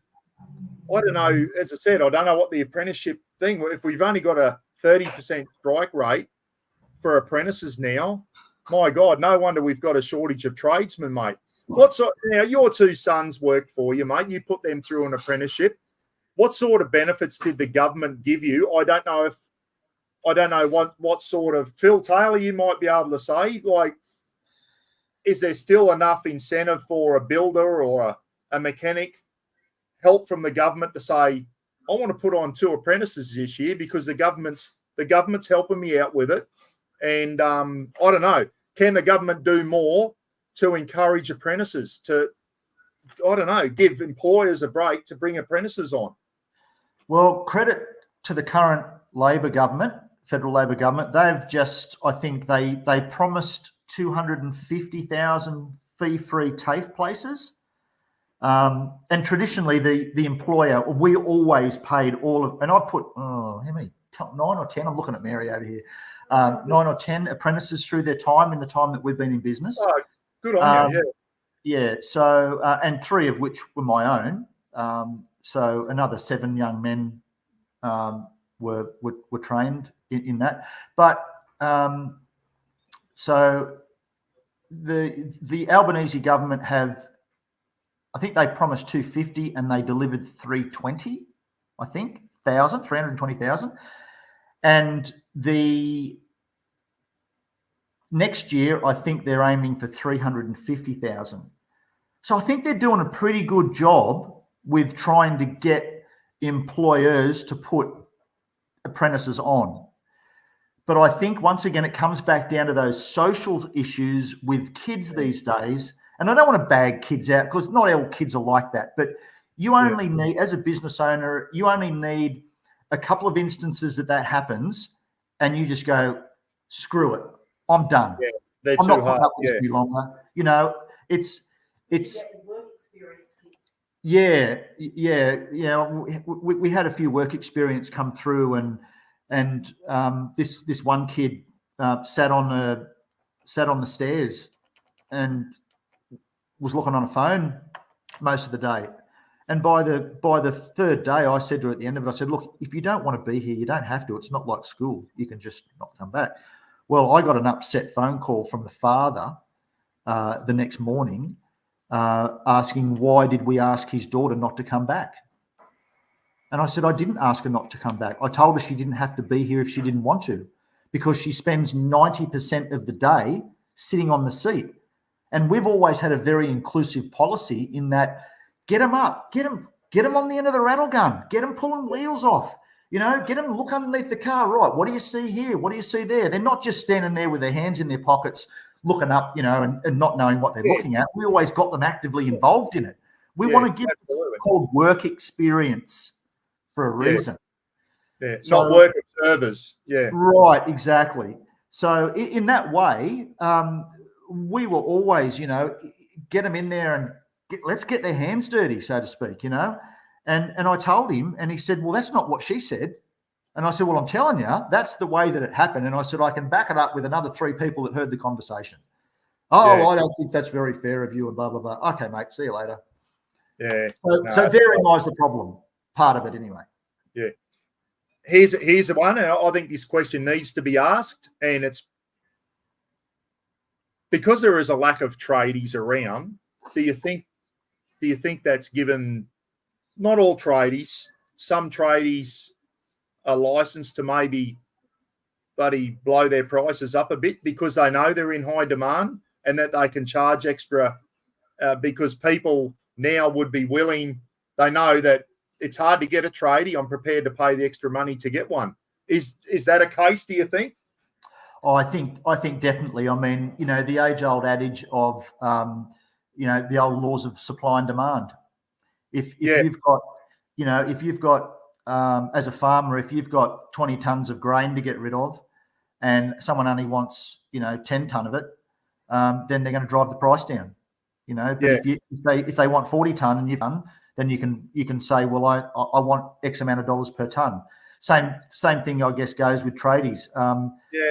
We've sort of already laid out here, with that research that I did, what's fair. So I don't think labour rates around that price are exorbitant, and I don't think they're unfair. Start to get more out of that, and I know a lot of the dealers now. Some of the dealers are charging $200 an hour for a mechanic. And you got to be. Oh. And that's why people like me get the shits, mate. That you've come from a job where you get paid 30-something bucks an hour, maybe 40. And you're going in and then you look at your invoice and you're getting charged 130 an hour. You automatically don't start thinking, oh, okay, poor blokes, what are all their hidden costs in that? You think, I'm on 35 bucks an hour. This bloke's charging me 132 an hour. They're taking the piss. And I can see why some people, when they get their invoices and they do blow up, and and that's the whole idea of tonight, is to probably let people know that there are a lot of hidden costs out there for tradies. And, maybe that new auto elec in town here, maybe he does have a lot of hidden costs that I don't know about. And judging by a lot of the comments, that was a fair price. I still think it was a bit overinflated. I just think to be paying that money now, how did we get to this stage, mate? I know things go up, but things haven't been slowly going up. They're going up at a great rate of knots. My son got his 90 horsepower service the other day, his 90 horsepower Yamaha on his boat. Nothing wrong with it. It was a second service. It's brand new, just about. He didn't get much change out of $900 for a service on his boat engine, Brad. And I saw him write that in the comments. He rang me up and said, this is absolute bullshit. Yeah. Once again, you know what I mean? This happened a couple of days after my experience of paying nearly $500 to get 7 meters of cable run in my car. He paid nearly $900 for a service on his boat motor. It's getting out of control, mate, and it's just contributing to everything. Everything's starting to pile up. You go to Coles and Woolies now. You can't walk out of there under $100 anymore. Sometimes $200. You put your car in for a service. That's always expensive. It doesn't matter everything you do now. And I think it's just a combination of people are getting swamped, mate, and people are going down the gurgler. I was in Cairns today, mate. The amount of people I saw sitting around, and I don't think they got a house to live in. You know what I mean? Like it's biting on the whole of Australia, mate. The cost of rent. friggin' rent. People greedy, mate. The cost of rent in the cities now. Like, how do people afford to do it, mate? People on 30 bucks an hour, and they've got to try and find $500 or $600, maybe even more, rent a week. Most of their wages going on rent. And then you go walk into Coles and Woolies, and then you want to get your car serviced, and people are going, they just go, my car's going to have to wait. Haven't got the money to do it. And it's biting on everyone, mate. It's biting on everyone. It really is. I'll give you another example here, mate. Paul Phillips sent one in. He's a retired bricklayer. And not many people supported me the other day. A couple did. And he said an old fella across the road from him had a tree fall down in a storm and it crashed through his brick wall. And he needed to rebuild the brick wall. Roughly, I've written it down. Where's my eyes going? 450 bricks, I think I've written down here somewhere. 450. This guy, the old fella, got quoted by a brickie $11,000 to rebuild the fence. 11,000. He went over and he got the bricks delivered and obviously some cement and whatever. He did the job for 1,200, and he said, I still made a bit of money, mate. Even though I'm retired, I still made a little bit of money on the job, some beer money and that. But this old fella got quoted 11,000. Brad, 1,200 to 11,000 is a big. You can't tell me that that's all overheads and that type of stuff. That's a piss take. This. Someone's got to be with this. There's another. And that's sorry, mate. That is a typical example. Is if I don't really want the job, but if you're prepared to pay me $12,000 or whatever it was, $11,000, I'll do it. Yeah, and really work in the first place. That today, mate. And that was going to be the next one. Gary Balchin sent one in. Needed a plumber for his parents' house. Must have been building a new house or whatever. First quote, 17,000. Second quote, 11,000. Third bloke came out and did the job for 8,000. So there you go. There's a $9,000 difference. So what I'm saying there, when you get the big jobs, the big thing, it does pay to get a quote. Absolutely. It does pay to get a quote. But you said there's two reasons here. We'll talk about the bloke who quoted 17,000. He's obviously either a greedy prick and was trying to take the piss, or he was that busy he didn't want the job, Brad. There's two scenarios there. And that some of them are probably that busy, instead of saying, mate, I can't do that. I'd rather them say, sorry, mate, I can't do the job. I'm under the pump. I've got too many other jobs on. You're going to have to find someone else. Sorry. But instead, they'll throw a figure of 17,000 out. But I'll tell you now, if his parents come back and said, oh, we can't get any more plumbers, we're going to have to take you, I bet he would have done the frigging job, Brad. When did it for 8,000. So when people are out there saying, like I'm saying, there are tradies out there that are taking the piss, and I'm not saying they're the majority, but there are tradies out there taking the piss. And the people that they're taking the piss out are the ones, the poor buggers that are on 20, 30, 40 bucks an hour. You know what I mean?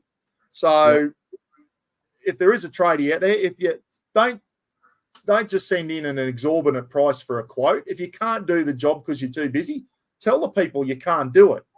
Because I can tell you now, they probably can't afford 17,000, but they might get back. Luckily, they had some other plumbers that could do the job for them, and they got it done for 8,000. But that greedy prick at the top, I bet if they said, yeah, well, all right, 17, come and do, he would have done the job. You can guarantee it. Oh, he would have pulled. He would have made time to do that job because of the profit margin involved, mate. He would have worked a Sunday to do that job for sure. Nothing shorter than that. Yeah. Look, there's no doubt that those sort of people exist, and they exist in every walk of life, pretty much. You know, if they can get away with doing something, they'll do it. You know, and it doesn't. It's not just tradies. It could be office workers doing something different, but I guess what I'm saying is taking an advantage of something or someone because they see a gap in the system. It's like these people that work at a bank, they'll take money out of an old love's account. Oh no, she only wanted $50, but she took 500, and walks away and doesn't, you know what I mean? I'm not saying that happens a lot, but I'm saying those type of people are out there, and you've always got to be vigilant, on the lookout for those type of people. But it gets back to what you said there before, is always try and get quotes if you can. Dwayne Duffy here. This one took my eye. When I was painting, I quoted 18K on a job, very high quality job. I got beaten by someone at 40. So Dwayne, you didn't obviously quote 18, knowing the job was going to cost you 25, mate. You obviously were still going to make a profit on 18, and some greedy prick has managed to score it at 40. And there's a classic example there, Brad. Classic example there, mate. It's just I think no Aussie out there begrudges a tradie coming out. All you want them to do is do a good job, charge a reasonable price. No one begrudges a tradie making a good living, and providing a bloody roof over his head for his family and all that type of stuff. But you just want them to be fair. And if there's tradies out there and you are taking the piss out of people, remember the people that you're taking the piss out of are probably doing it hard. They're probably doing a lot harder than what you are. So just asking everyone to try and be fair. I know a lot of tradies, Like I said earlier, I think the market will eventually sort those sort of people out. I don't know whether anyone saw it. There's probably, light up the comments if you saw it. A current affair last week or the week before, there was a story on there about an electrician that charged an old couple nearly $2,000 to install a light fitting. And apparently it was replacing a light fitting, not installing, I think.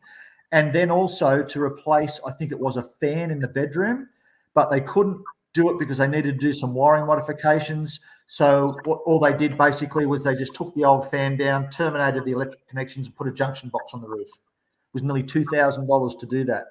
Now that is a classic piss take, and the guy that owns that company has got form for it, and quite rightly was called out on a current affair as an absolute shonky bastard. I mean, I don't know how you would even go close to justifying that. I really don't. I can't even imagine. How do you sleep at night knowing you just ripped off an old couple? And as I said, who was it? Ray said you can't beat the grub factor. Newts actually saw that one, I guess, and you see it. Unfortunately, it only takes some of these grub tradies ripping old people off like that to give everyone a bad name, doesn't it? And then everyone thinks, electricians are all rip-off bastards. Some of them are bloody do a good job and charge a fair price. So yeah, it's not good, is it? Bloody, I'm going to show you a picture here, Brad. Going to add this. Check this out, everyone. I'm going to talk you through this. When Gidgey was living in Brisbane, he was sharing a house. He used to rent a room from Danny. Danny owned the house, and she wanted to get some drainage done at the back of her house there. And so they got a plumber out to do a quote and to basically dig a trench and put some piping in, and just to try and get the water away from the back of the house.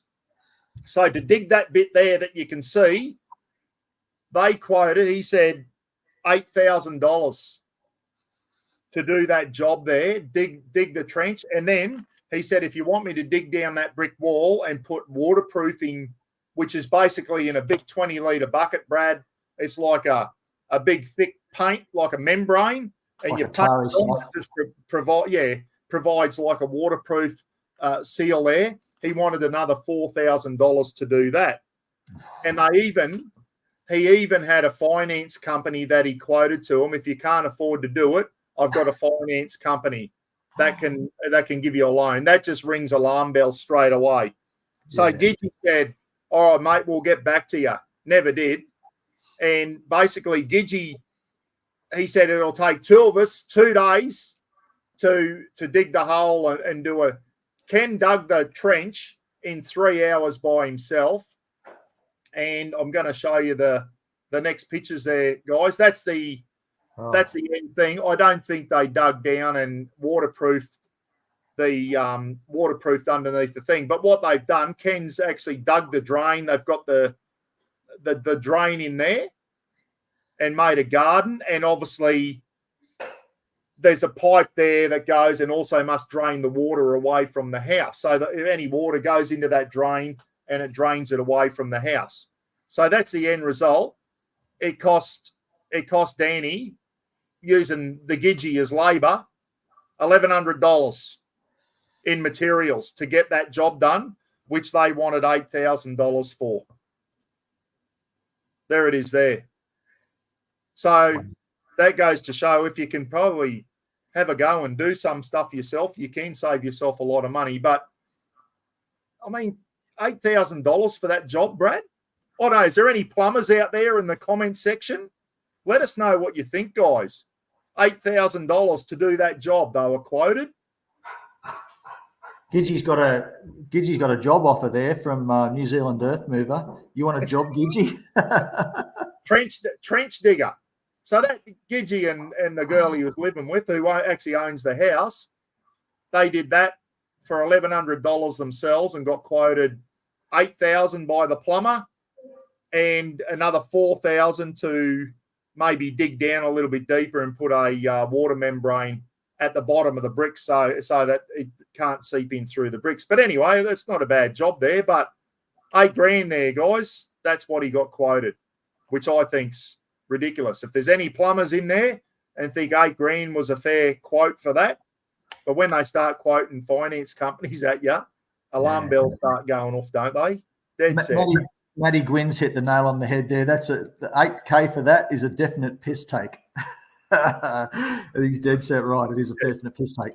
I tell you what, just on finance companies and things like that, for a very, very long time, I resisted taking afterpay and open pay and things like that, because what I was seeing is people coming in and spending $5,000 on an old, like a VN Commodore, right? Ridiculous amounts of money on a vehicle that was not worth $1,000. Yeah. Right. And I'd say, look, just do the very basics that you need to do to keep it on the road for you and do nothing else. Don't spend more money on it. It's a bottomless pit that you'll just never get back. And anyway, one of our people said to me one day, she said, look, you've got to think of it as the modern form of lay-by.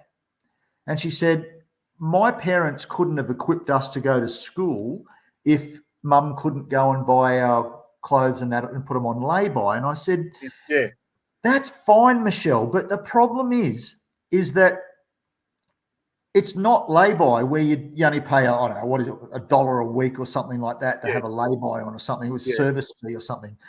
You're paying significant amounts of fees that these companies aren't giving this money away for nothing. They're making a considerable profit from it. And unfortunately, what it was doing, it was biasing the people that could afford it the least.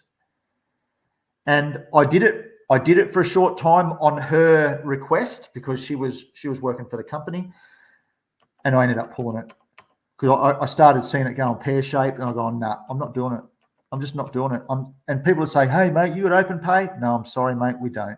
Oh, okay, then. Clonk. Okay, so I lost a job out of it. Protecting them, but Brad, which is 1,000%. You've got good morals, mate. You know, you're 1,000%, mate.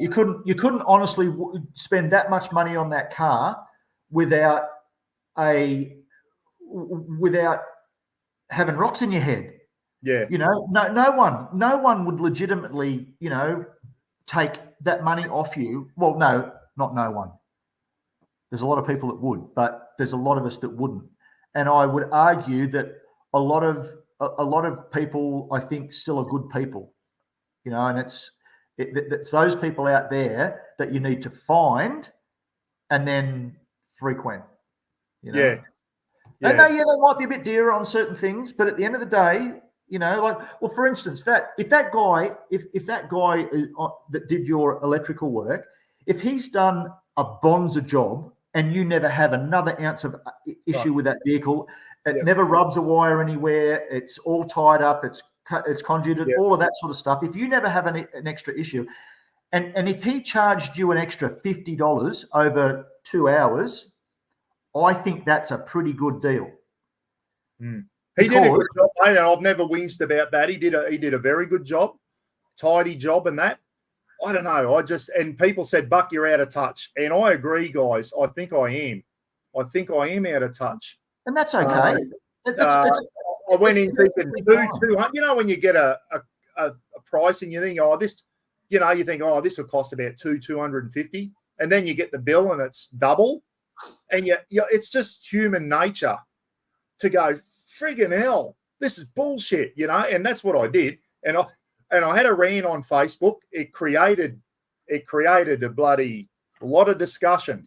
And that's why we're doing this tonight, is to bring out the fact that, and I admit, guys, I'm a bit old fashioned, and maybe I'm not up with how much it costs tradies and that, and the overheads. But I was copping flack saying, how would you know you've never owned a business and all that? Well, friggin' I have. I have owned a business.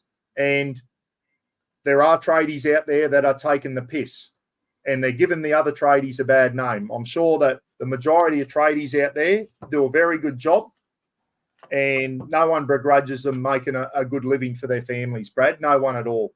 But the cost of living's just getting away on everyone, mate. I know there's probably tradies out there that probably dread handing the invoice over to people because they probably know what their reaction's going to be from people who probably aren't aware of why it costs so bloody much to get your car fixed or to get something put in by an electrician and whatever, mate. But we're not privy to the hidden charges that are trading. And that was the whole idea of tonight, mate, is to let people know that there is a lot of costs involved. And you've enlightened us. Some of the costs involved with running your workshop, mate, incredible. Like just to do the software updates on your scan tool, so you keep up on all the things, thousands of dollars a year and that, and then someone blows up because you charged them $60 to clear a thing. And that's just one of them. We've got 3. Yeah, wow. Because not all scan tools do all cars well. Like some scan tools do Asian cars really well, but European cars not very well. So you've got to buy a machine that does European cars really well, because the car park has evolved over the years to include more and more European type vehicles. So that's where you've got to come into it.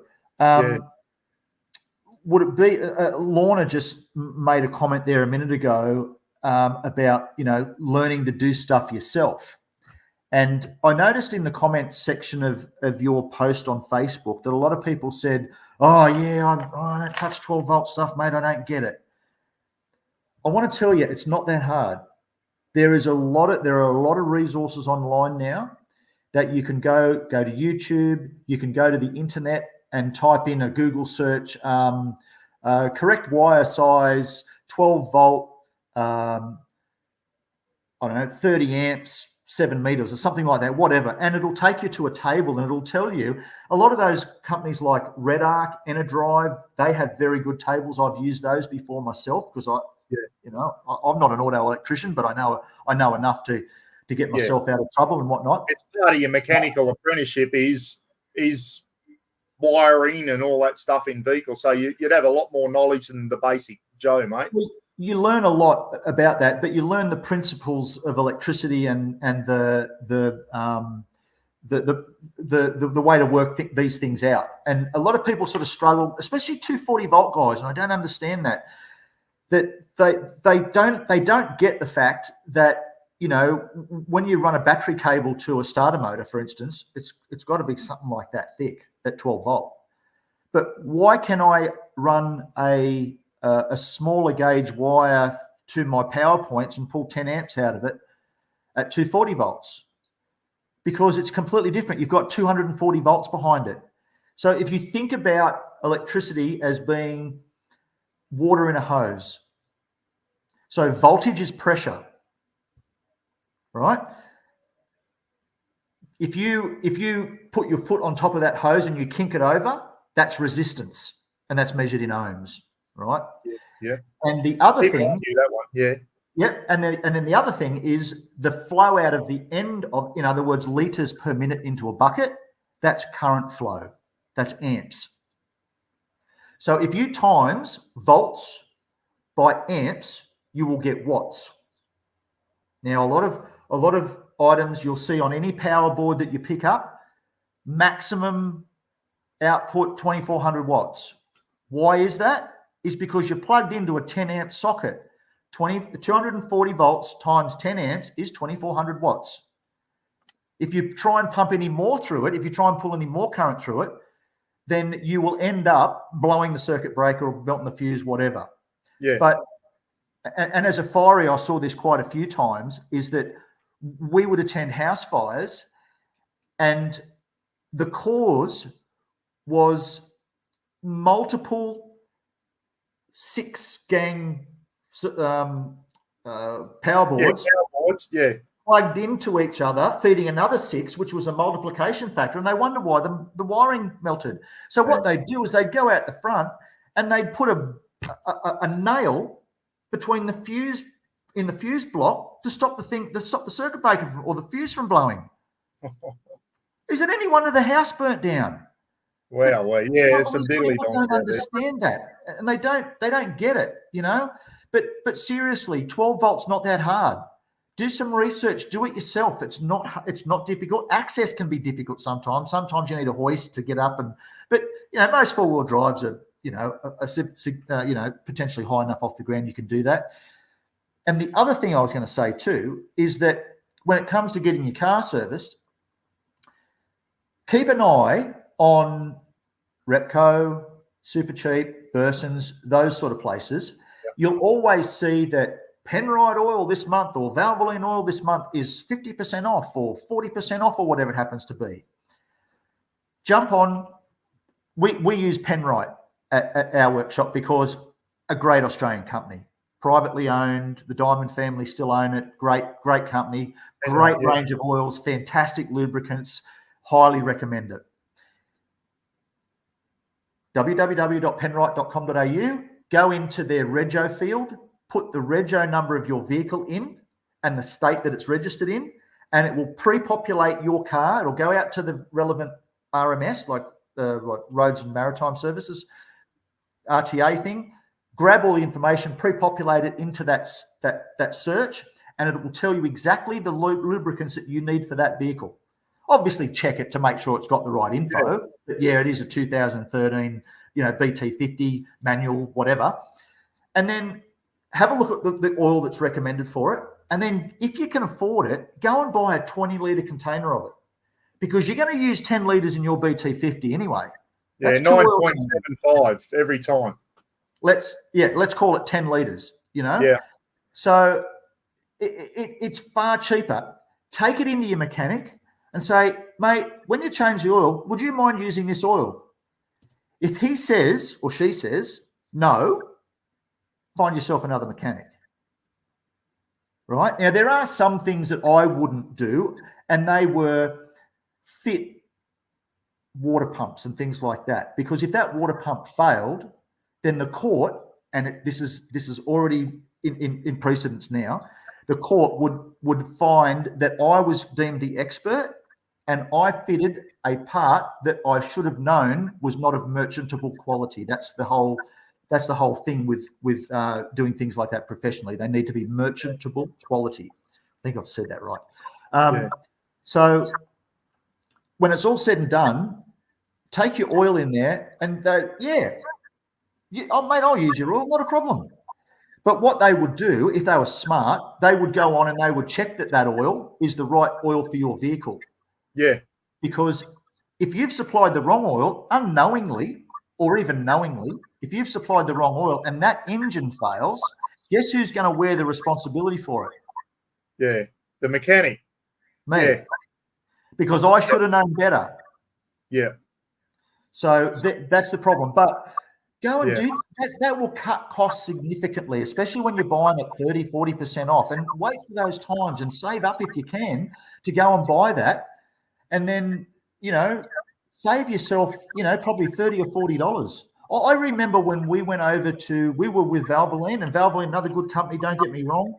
When we went over to Penrite on one vehicle, Canola oil. not canola oil, Chris. No, don't put You canola idiot, oil. Chris Anderson. You idiot. So we saved $30 a litre. Sorry, $30 an oil change on a Ranger and a BT. Not the BT50, that's a different oil, but the Ranger, $30. It was $3 a litre cheaper through Penrite than what it was through Valvoline. Wowee. Yeah. So there's an immediate save for the customer. Immediate save. $30 an oil change, that's massive. So if you, Brad, you're probably letting some secret. As a mechanic, if you buy your oil at $5 a litre from Penrite, do you charge the customer $7.50 a litre? Do you still make a profit on that, or is it only the labour? You still make profits on the parts and the oil? Yeah. So what we do is we've had to buy that oil in and we've had to store it and, invest. Oh, well, a drum of oil, a 205 is probably, I don't know, depending on the grade of the oil, could be $1,200, $1,300, $1,400. But it gets pumped into tanks at work. But it's generally significantly less than what, by buying it off me, significantly less than what you would pay at retail, normal retail at the likes of Repco, Burson's, Supercheap, those sort of places. Okay. Because you got to remember, that's all they're selling. They're not selling labor, they're just selling a product. Yeah. So they might have a markup of, I don't know, 30% or 40% or whatever. And there have been some instances where I have actually said to customers before, go and buy the oil from Repco because that's actually cheaper than what I can buy it for. Well, so what they're doing is they're using a known not trick, but a known thing in the trade and in marketing in general, and it's called a loss leader. Yeah. So they'll get you in, they'll sell you the oil, and then what they'll do is they'll then go, well, you'll need a filter, and what do? You go, oh, geez, polish. I need some more polish, and I need some more, microfiber cloths, and I need this, and you end up going out with a basket full of stuff. Yeah. Same reason why Woolworths and Coles put the milk at the back of the store. So you got to get through all the other shit to get to it. Right. And people say all the time, don't go and buy groceries when you're hungry. Yeah. It might sound weird, but it's really not, because psychologically you're going, oh, geez, I'd love some of that sliced cheese. Go and do your shopping when you've already eaten. Roz has always upped me for that. She'll give me a shopping list with about 8 items on it. I come back with about 32 items because I'm bad for that, mate. Roz sticks to her shopping list. I'm bad for it. So, yeah. I am too. And most of the time I'll go up there when I'm hungry too, and I go, oh, that looks nice. I might have one of those. Yeah. Brad, this one goes over my head. Big A said, not to mention 150 series diff oils, which is a Prado, isn't it? What's that one about, mate? So when, and I don't even know whether they still do it or not. They still don't do the oil. It's I think it's a GF4 specification, GL4 specification or 5, something like that. I can't remember exactly. I've been out of it for too long, a couple of years now. But so I remember the Valvoline rep sort of had a bit of a shot at me, sort of thing, and you're going over to you've been a customer of ours for 20 odd years, and I said, yeah, but I want to go over, and we got it approved through the organisation. They'd approved it because we couldn't use just any brand of oil we wanted. It had to be either Valvoline or Castrol back in those days. Wow. Anyway, so it turns out that Valvoline and Castrol did not stock the diff oils for those Prados and Land Cruisers. They just didn't have it, didn't stock it. So we used to buy it in 2.5 litre containers from the likes of Repco, the dearest way you can buy it. But what else are you going to do? If you're going to service these vehicles, you've got to have the right lubricants. The sales manager rang me and he said, I don't know what you're talking about, mate. He said, we do Toyota dealerships from here up to the Queensland border. And he said, we supply all those oils. And I said, Well, I'll tell you now, if they're putting just normal gear, 80W90 gear oil in those vehicles, they're wrong. But as a dealer, guess who's wearing the responsibility for the diff failing? Toyota. But if I put the wrong diff oil in it, I wear the responsibility for the diff failing. Yeah, yeah. But at the end of the day, who wants to put the wrong oil in a transmission or a diff or an engine or anything like that if you know that it's not the right oil? There's a specification for oil for a reason. Mm. You know, and old mate goes, no, mate, I can get that by the 205 from the mine, you know, and put it in his brand new Volkswagen Tiguan. Well, good luck with that, mate. You know, 20W40 or 20W50 or 15W40. It's not the right oil. And the viscosity is just one number. It's all of the other specifications that the oil has in it that helps it do its job. Yeah, there's a reason they recommend a certain type of oil. Absolutely, mate. There was a weird one with the BT50. Was it the transfer case takes automatic transmission fluid or something? Yeah. Like I remember the Army Land Rovers, the old bloody, the old Army Rovers. They used to take bloody gearbox oil in the gearbox, transfer case, and the front and rear diff. It was all the same oil. And I was thinking, I'll run the same oil in the transfer case as the gearbox. And they said, no, you put out automatic transmission fluid in the transfer case. I'm going, bullshit. And they showed me on the computer, and I still didn't believe them, mate. I still didn't believe them. No, it's true. Yeah. It's good how you can pull your car up and it tells you exactly what oils to put in it. As you said, the Penrite thing there. I was waiting for Landy to come in with that. I knew Landy had been on it. He commented straight away.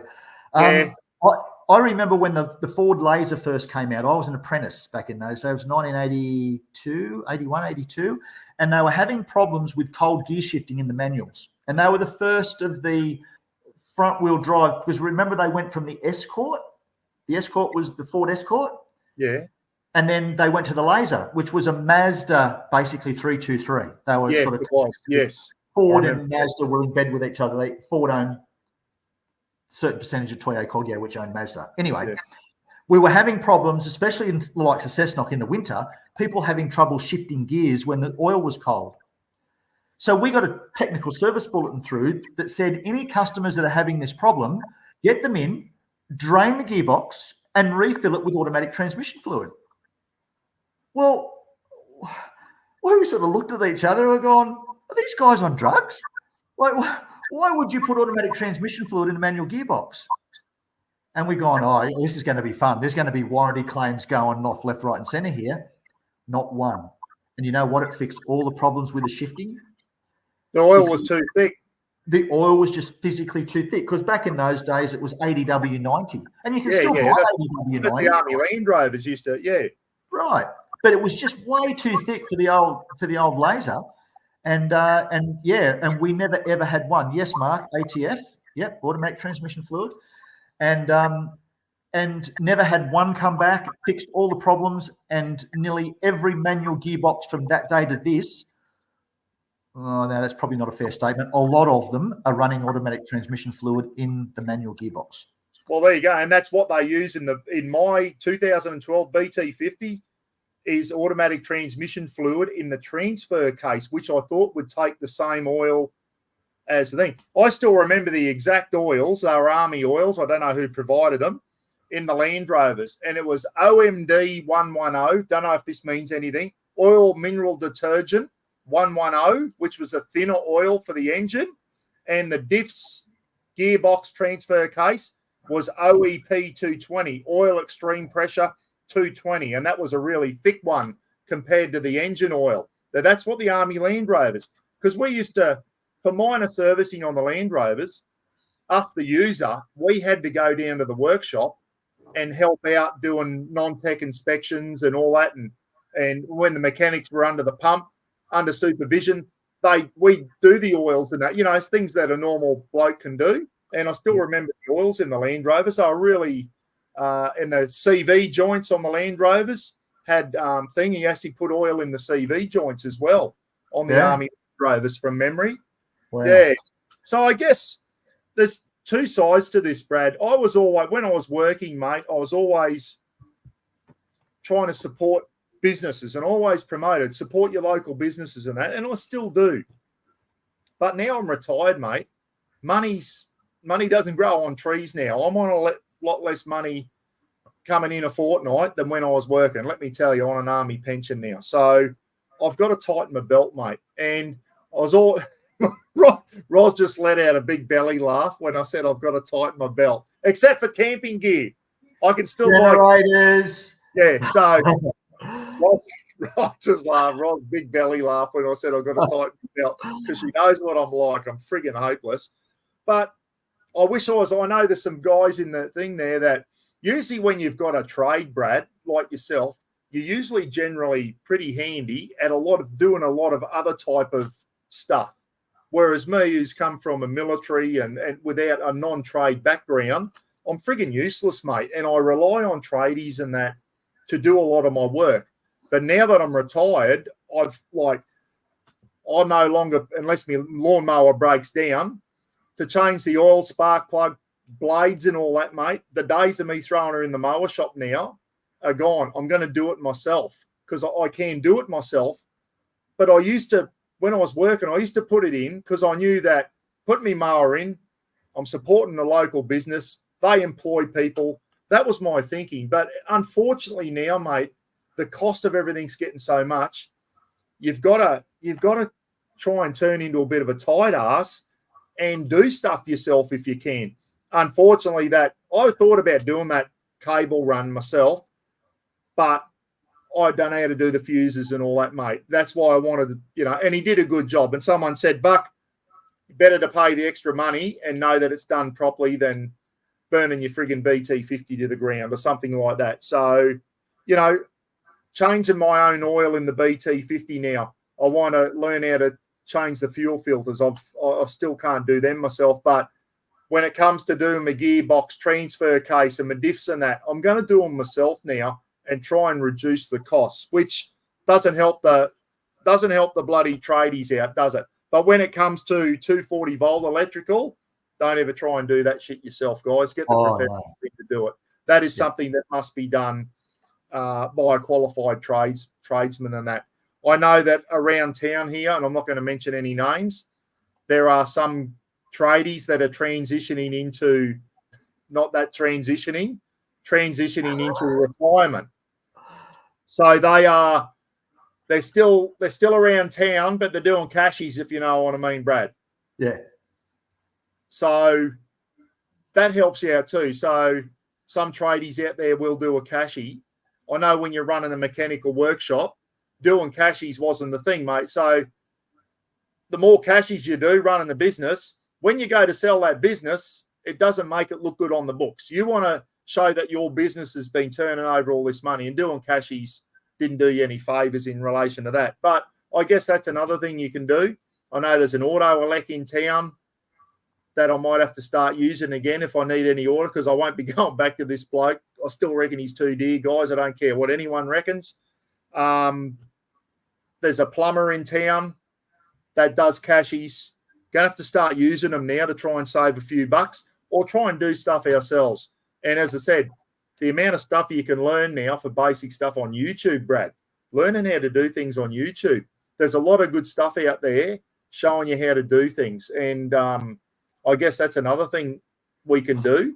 But I'm going to try and do, if I think I'm capable of it, I'm going to try and do it. The first time I changed the oil on the BT, mate, I was shit scared because, as you know, you got the old 10 minutes to get the new oil in. You know what I mean? Or the oil pump won't pick it back up. And I remember when you were doing the oil, when I brought it down there, you did the oil change and you couldn't get you were trying to get the washer off the sump plug and the oil's draining out. And I was sitting there thinking, Brad's pretty casual here. He's over stuffing around trying to get this thing off. But anyway, you knew what you were doing, mate. But that was a bit nerve-wracking, mate, doing my own oil on the BT, because them and the Rangers do have a time frame. You cannot stuff around. You've got to drain the oil, get the sump plug back in and get the new oil back in and get it started before Otherwise, you've got some big dramas, and then you can do your filter afterwards there. You don't have, some people try and do the oil and the filter all in the 10 minutes, put a lot of pressure on themselves. You don't need to do the filter in the 10 minutes, do you? It's just the oil, getting that oil, new oil in, and get her started up. Because the filter on mine, mate, it's just a 27 mil thing. You take it out, it's just got a paper filter. Give it a wipe, and then back in again. Yeah, the problem is that if you don't do the oil filter at the same time, you'll find that when you take the oil filter off, you know how when you take the oil filter out and you get oil everywhere? Yeah. The secret to that is to do the oil filter first. So engine's warm, got everything sorted, you got it up on ramps, do that, blah, blah, blah, blah, blah. Loosen the oil filter, let it sit there for a minute, let it drain back, because that whole section that you've just screwed it out of is full of oil. Let that drain into the engine. Take it out. Take the filter out. You'll stop all that crap, all the oil getting over your engine. Old element out, new element on, new O-ring on, little bit of oil on your finger, lubricate the O-ring, screw it back on, tighten it. Yes. Done. Get under, loosen the oil drain plug off, take it out, let it drain to a point where it almost gets to a point where it goes drip, drip, drip. You can sit there and let it go for longer, but as you said, you risk that situation with the Ranger and the BT50, which was later fixed in later models, by the way. They changed the oil pump design, but they did do that, right? Yeah. And then have your other oil ready to go. Have your new oil ready to go, right? So you put the sump plug back in, climb out, grab your funnel. In this case, you'd be using no, you wouldn't be using a scrummer, would you?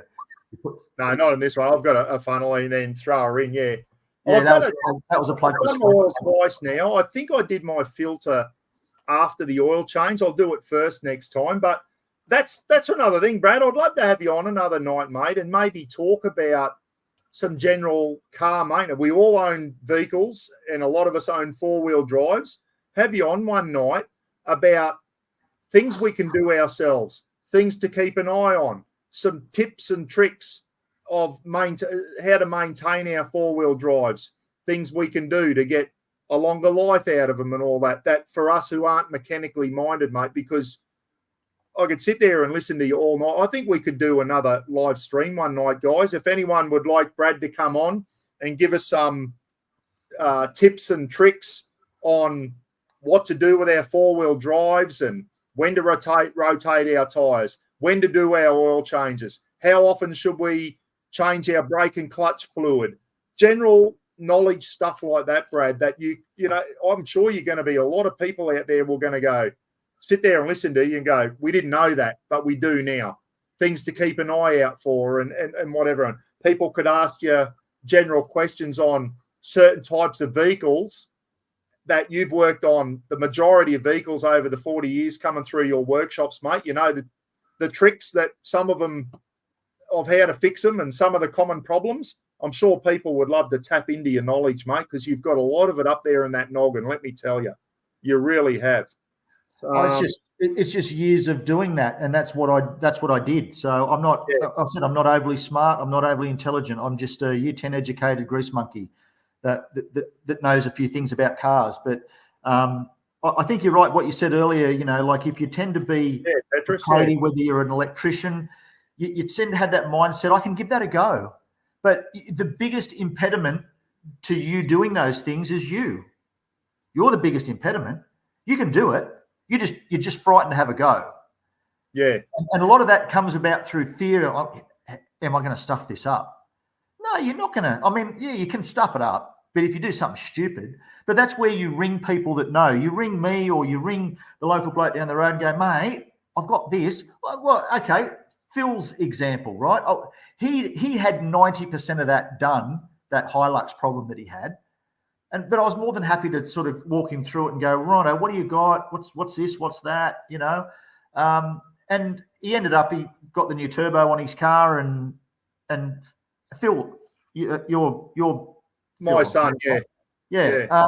But, you know, at the end of the day, I'm more than happy to talk to anybody about anything, you know? I mean, you know, if you don't want to have a chat, I'm good for a chat. My missus reckons I'm too much. The first thing, Brad, when he got to the Harvey Bay camping event last year, guys, I think that before I even got to shake your hand and say g'day, someone had bailed you up with a problem on their BT50 or something, and you said, "I got a scan gauge," and you went over and come back 15 minutes later and said, "Fixed his problem," and it was something to do with your little scan gauge you had or something, Brad, from memory. That was Newy Joe. Was that Newy Joe, was it? Yeah, well, there you go.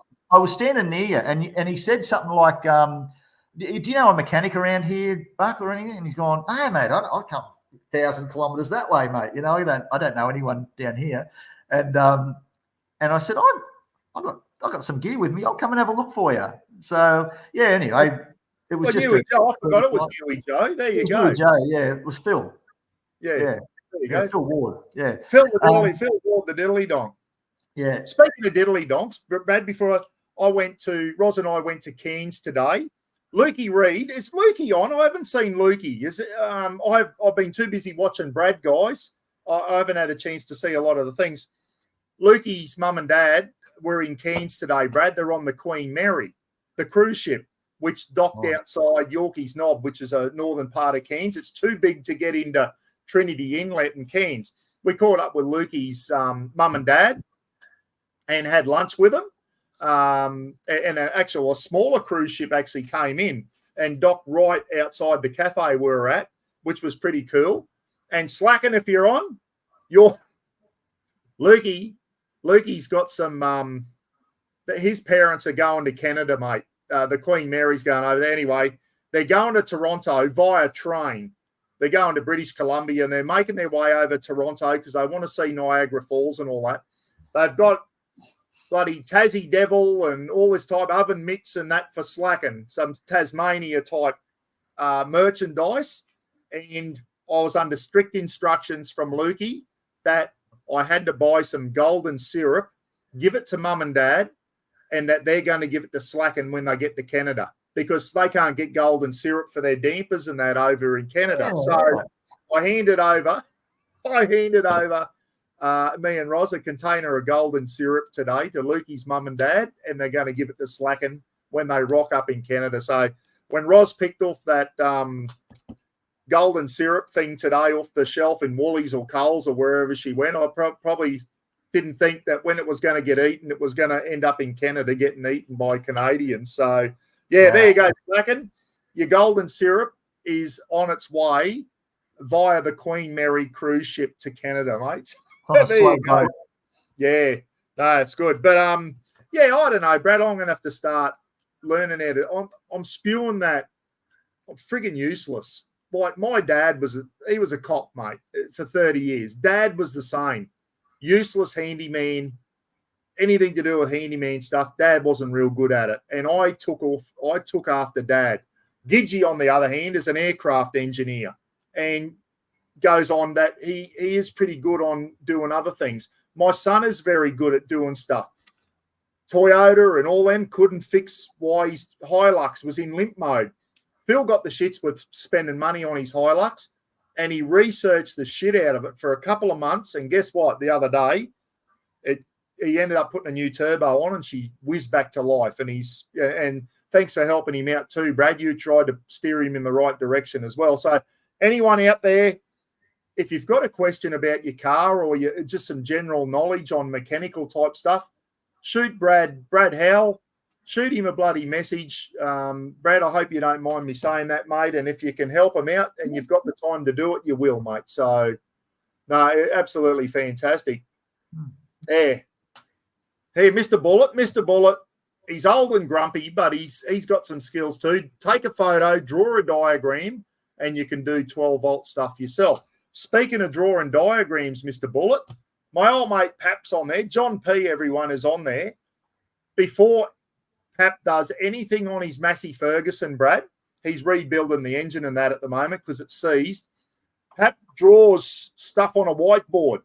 So he actually draws diagrams on a whiteboard so that he can put, from the research he's done, so he can put that into practice when he actually starts working on the Massey Ferguson tractor himself. So he was on. Yeah, I know. I did see Pap's name on there before. I'm not sure if he's still on.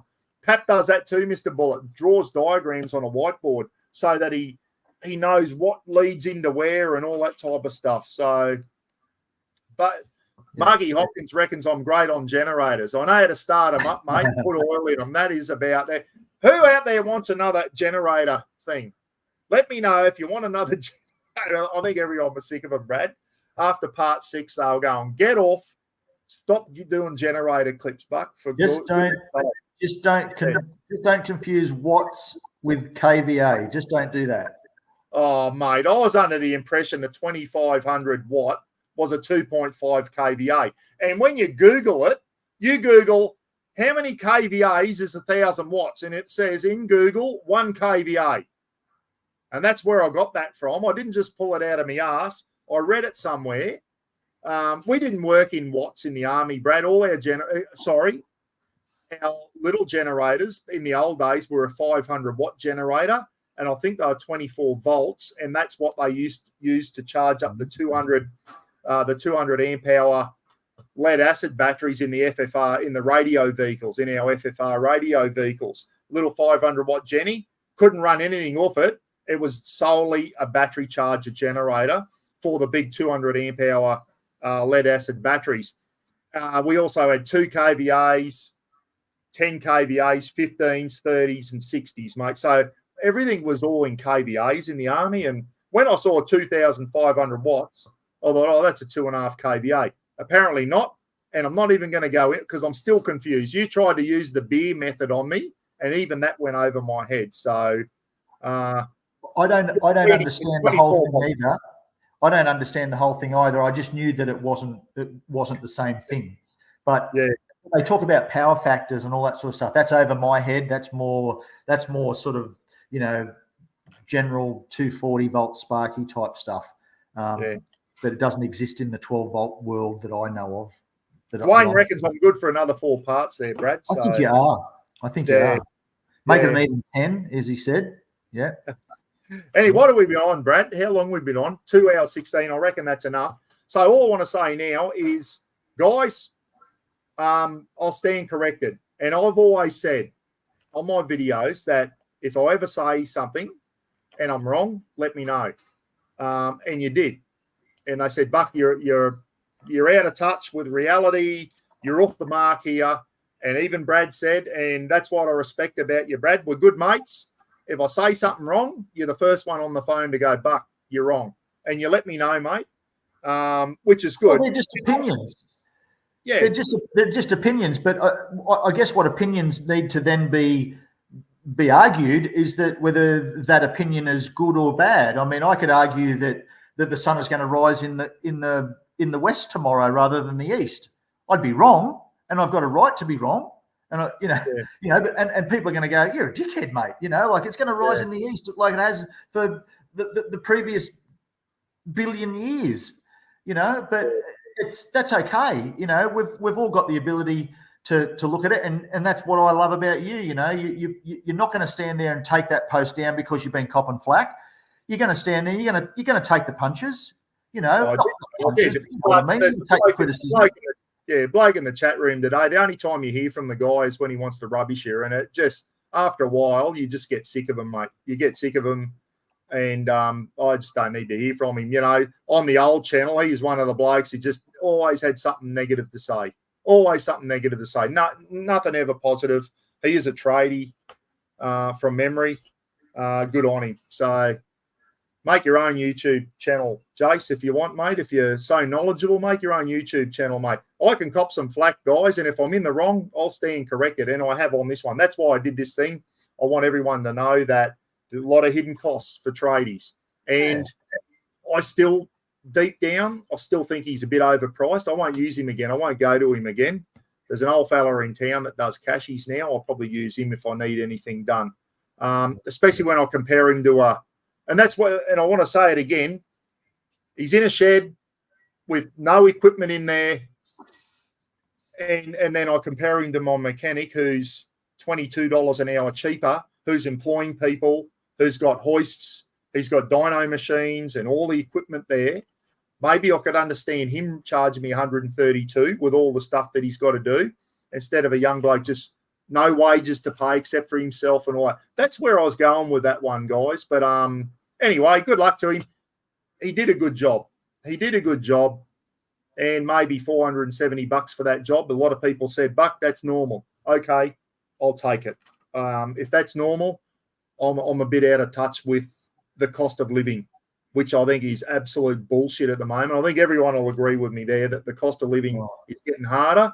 And when you get bills like that, it's just bloody, you get the shits. It doesn't take much for me to get the shits. Anyway, mate, thanks for coming on tonight. Really good chat. I hope everyone got a bit out of it.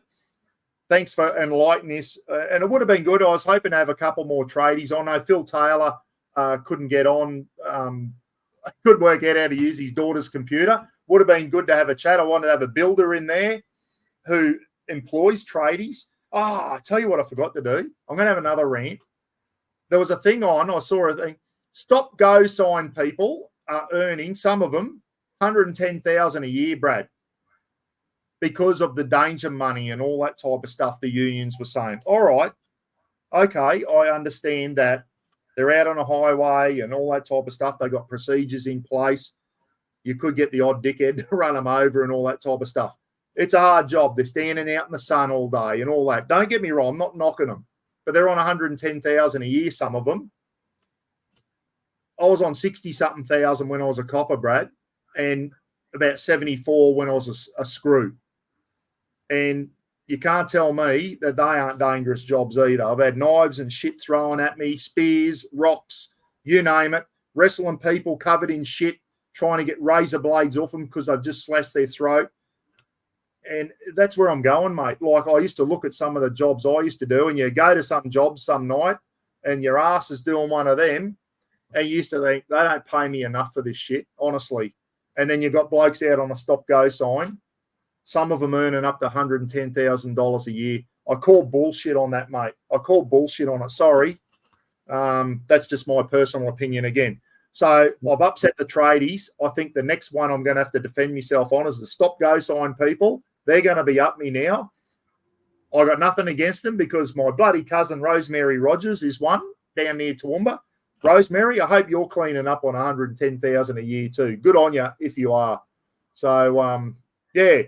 Funny one. Yeah, sorry. I was just going to say, I think, in that situation, all those work zones that they're always in, even if you're on the M1, where you're doing 110 Ks, they're always broken down kilometres back, 80 Ks an hour, 60 Ks an hour, 40 Ks an hour, and then they're doing their whole stop-go thing from there. So I don't know that it's that dangerous. I mean, like a mate of mine got hit by a car when we were doing an oil spill down here on the highway quite a few years ago, and it was lucky enough that it hit him in the arse and knocked the mirror off the car. But that was purely a driver just doing the old rubberneck thing and just drifted into the lane and nearly knocked him over. So that was close. But my brother and my two nephews are in the police force, so both of his boys. The stories that I hear coming from those guys, no one ever goes to work expecting to be assaulted and maimed when they go there. But they do. Cops do that every single day of the week. Yeah, and we knew what it was, mate. Yeah. I know cops should be hands-on with cops, I reckon. It should be using their appointments, either spray or taser or whatever. You shouldn't ever have to, as a copper, you should never have to put your hands on anyone to gain compliance. But the trouble is we live in that woke world now where, you can't do that, Yeah, I know, mate. I know. And I know police wages have gone up a lot since I got out, mate, but they were pretty ordinary when I was in. And I'll tell you what, I had some friggin' hairy moments where I've had to pull my gun on people, and I've had people wanting to stab me and with butcher's knives. I've had butcher's knives thrown at me. And then I see people on stop-go signs saying they've got a dangerous job, and I just call bullshit on that one. Anyway, and, been overseas where I could have been shot at any stage, working a prison, mate. And I'll tell you what, the whole thing there is 95% boredom, 5% sheer terror. Because when things kick off inside a prison, it's not a nice place to be, let me tell you. So anyway, every job's got its good and bad points, Brad. Every job's got its good and bad points. There was a tradie, a construction worker killed in Victoria late last year from memory. I don't know. I think he might have fallen off a building or something like that. No one goes to work expecting everyone deserves to come home to their family at the end of the day. So that's bloody terrible. But miners, Phil's old coal mine, someone got crushed between some vehicles a couple of months ago. Miners have got dangerous jobs. A lot of dangerous jobs out there. You guys as mechanics, mate, under those ramps, if something goes wrong and a car falls on you, you're dead. It's as simple as that, which is why you've got to spend the money to get your hoists maintained and serviceability checks and keep them, all that type of stuff. So, yeah. Nothing like what our emergency services do, though, like with especially cops, that it pales into insignificance. To say that, look, I suppose to be flippant, a mechanic's job is not that much more dangerous than someone sitting behind a desk. Yeah, realistically, because there's enough policies and procedures in place these days that we have safer workplaces. Everything's tagged and tested and good quality equipment and all that sort of stuff. If you want to do something stupid, that's your own fault. Well, there's always that. But, the poor old cops, they just get smashed, absolutely smashed. Yeah, anyway. Yeah, so I'm glad you said that. And this is my thinking. When me and you were in East Timor, Brad, we're on like $140 a day or something. We thought that was good money back then as a soldier. And you could have been shot. Like I wasn't, but I was in areas where, like doing resups down on the border or the Indonesian border and all that. I could have been, and two blokes in my unit were ambushed and shot. And it could happen to me. It didn't, but it could have. And it could happen. And Utes was in infantry there. He could have been in a shit fight at any time. We're on $140 a day. Thought it was good money. And then you get a fast forward 24 years and you get an invoice from a tradie charging $132 an hour. And you think, hang on, we put our lives on the line for $140 a day back in 1999. That's the shit that goes through my head. I'm trying to, but I guess you can't compare a soldier to a friggin' auto elect. It's two different things, isn't it? Anyway, there's something seriously wrong with you. That's not a surprise to most people. There's the army where you could have got shot, cops, and screw. What is it with you and jobs?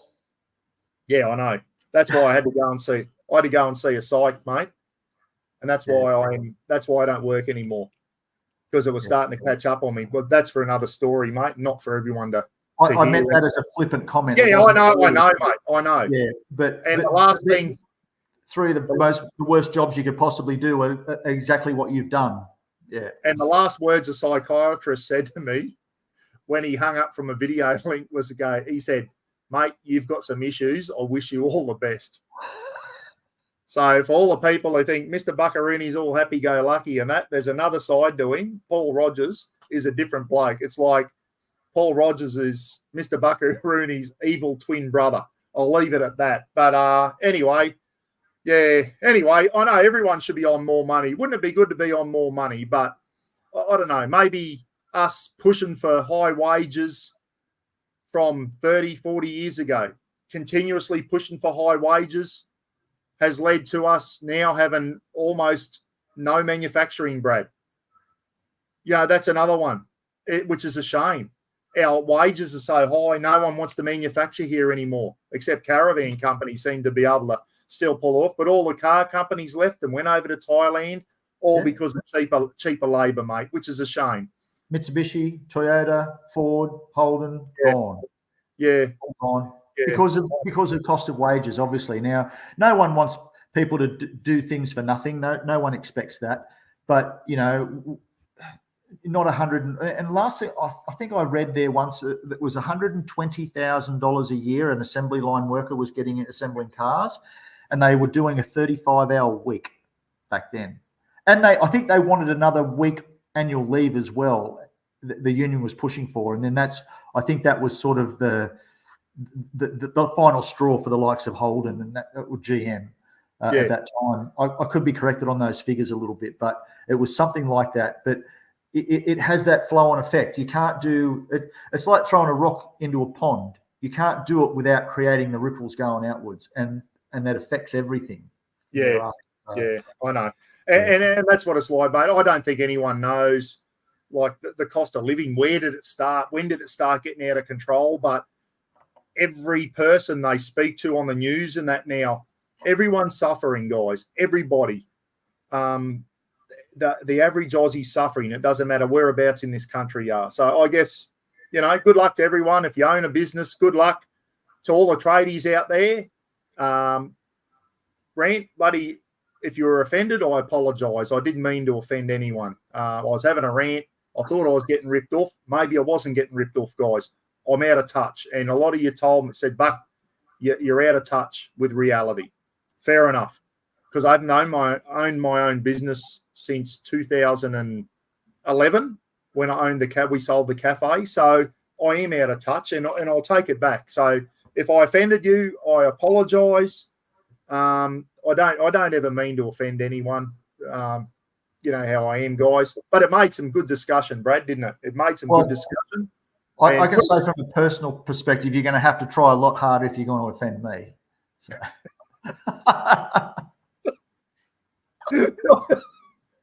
Yeah, I know. And thanks for coming up. And thanks for when I read your comment and you said, Buck, this is what I had to charge when I was running Ultra Tune and that. I thought, when hearing it from you, mate, I thought, all right, I'm out of touch. Brad's even said, you put it in nicer terms than some of the other tradies did. Some of the other tradies, dead set, I reckon if they could have got their hands around me neck, they would have throttled me. There were some angry tradies in the comment section. There were. But there were some other people in there too that have experienced tradies, some tradies, ripping them off. So you're out there, guys, just be fair. Everyone's deserves to make good money, provide for their family and all that type of stuff. But please, just remember that your prices affect everyone. So anyway, good chat tonight, mate. And we'll do another one just on mechanical stuff, and people can come in and chat and ask you some questions about their Forbies, and we'll get some maintenance tips and all that type of stuff. Things to do, things to think about doing before they go away on a big four-wheel drive trip to the Cape or whatever. Some of the maintenance issues they need to take into consideration, things to look for. Don't forget to check this. Don't forget to check that. Blah, blah, blah. Because as you know, I got down to Newcastle and you picked up a couple of pretty decent faults with the BT50, mate, and you fixed them up for me, and I really appreciate that. And Roz said the other day, imagine if Brad gave you the labour bill for how long he spent on the BT50. I'd be still paying you off now, mate. I'll tell you what. So I do thank you for that. Jennifer G said, I'm offended that they were offended. That's how it's getting now, Jennifer, isn't it? Everyone's offended. And that's what Russ said to me. He said, and even my brother, after that post, he said, geez, you're copping some flack on your last thing. I said, no, that's all right. I'm not a sook. I'm not going to, I've upset people. I'm going to take me post down. I was a big boy. I've got thick skin. I can take it. And I've taken it on board, guys. I agree. I'm out of touch. I'm out of touch with how much shit costs nowadays. So there you go. So if I offended you, I'm sorry. I didn't mean to. So all the tradies, hopefully you bloody forgive me now and go, Bucks, he's not a bad bloke after all. They've forgiven me. I'm sure there's a couple out there. Jace will be one of them. Jace will want to put one on my chin if he ever sees me. But anyway, mate, Jace, you're always welcome back on the channel, mate, but just don't come on and just have everything negative to say. If you've got an issue with me, just don't watch the channel, mate. If you're still on, don't watch the channel if you've got a problem with me. It's easy. Andy Richards over in the UK. Steve W. be out walking his dog. Slacking over there. Let me know when your golden syrup arrives, mate. Slacken saying, I'm offended that you're offended by Jace. Thanks, Slacken. I can always rely on you, mate. Great discussion. Cops are tops. Yeah, and well done to the police commissioner, Katarina Carroll, the other night. I know she was collateral damage working for a diddly-donk government, guys. she was a good cop over the years. 41 years she dedicated to her state, and I wish her all the best. I don't have anything bad to say about her. Maybe she could have been a bit more outspoken to Anastasia Palaszczuk about youth crime, and she wasn't. And I think that's why she kind of said, hey, see you later. Your time's up.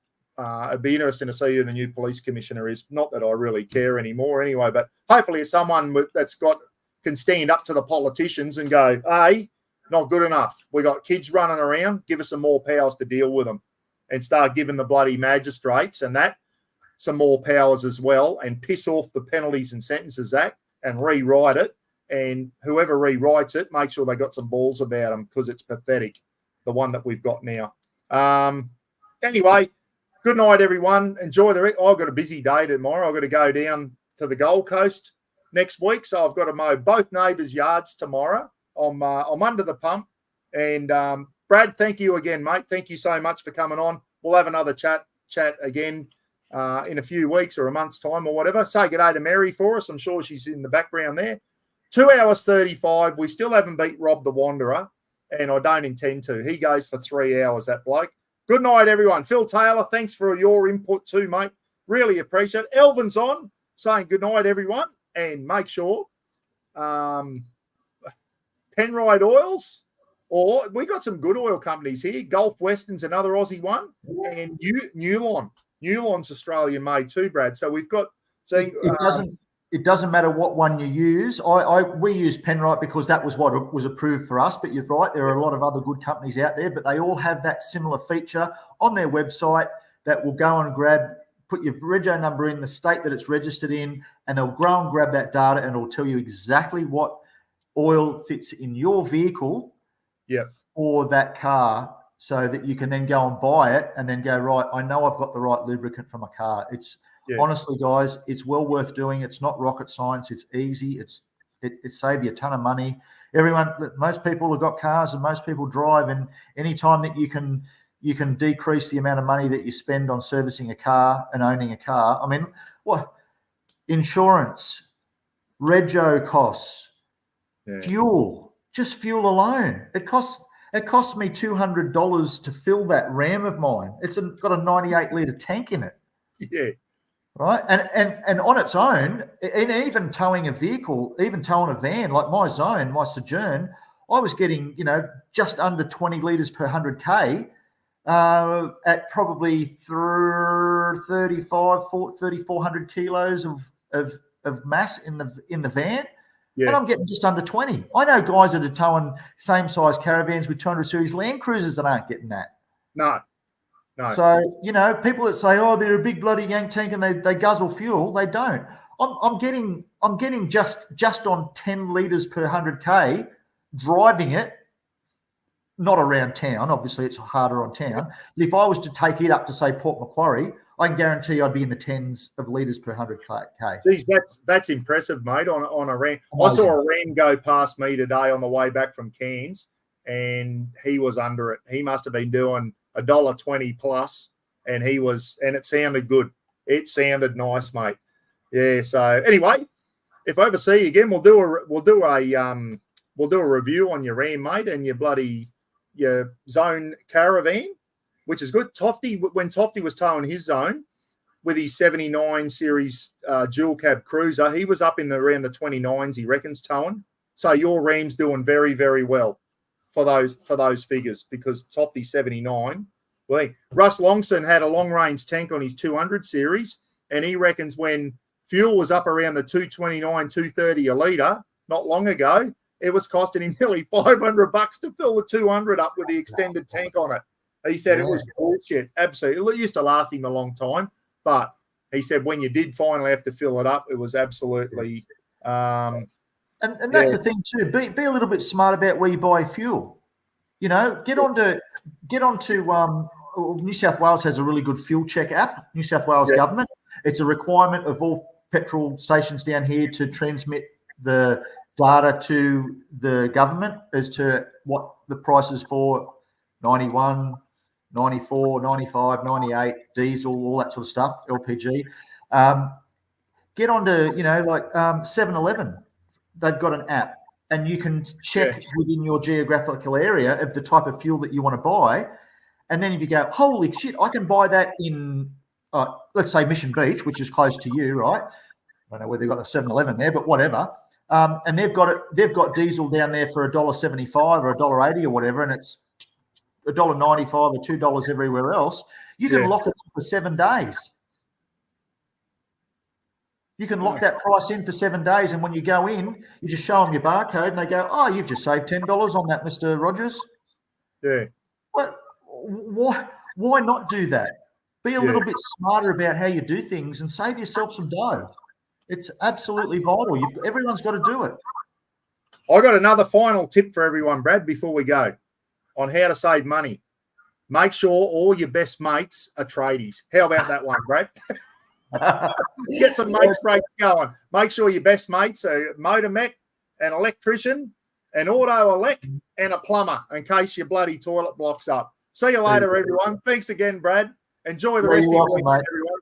And to all the tradies out there, get one up ya. Just joking, fellas. I am sorry.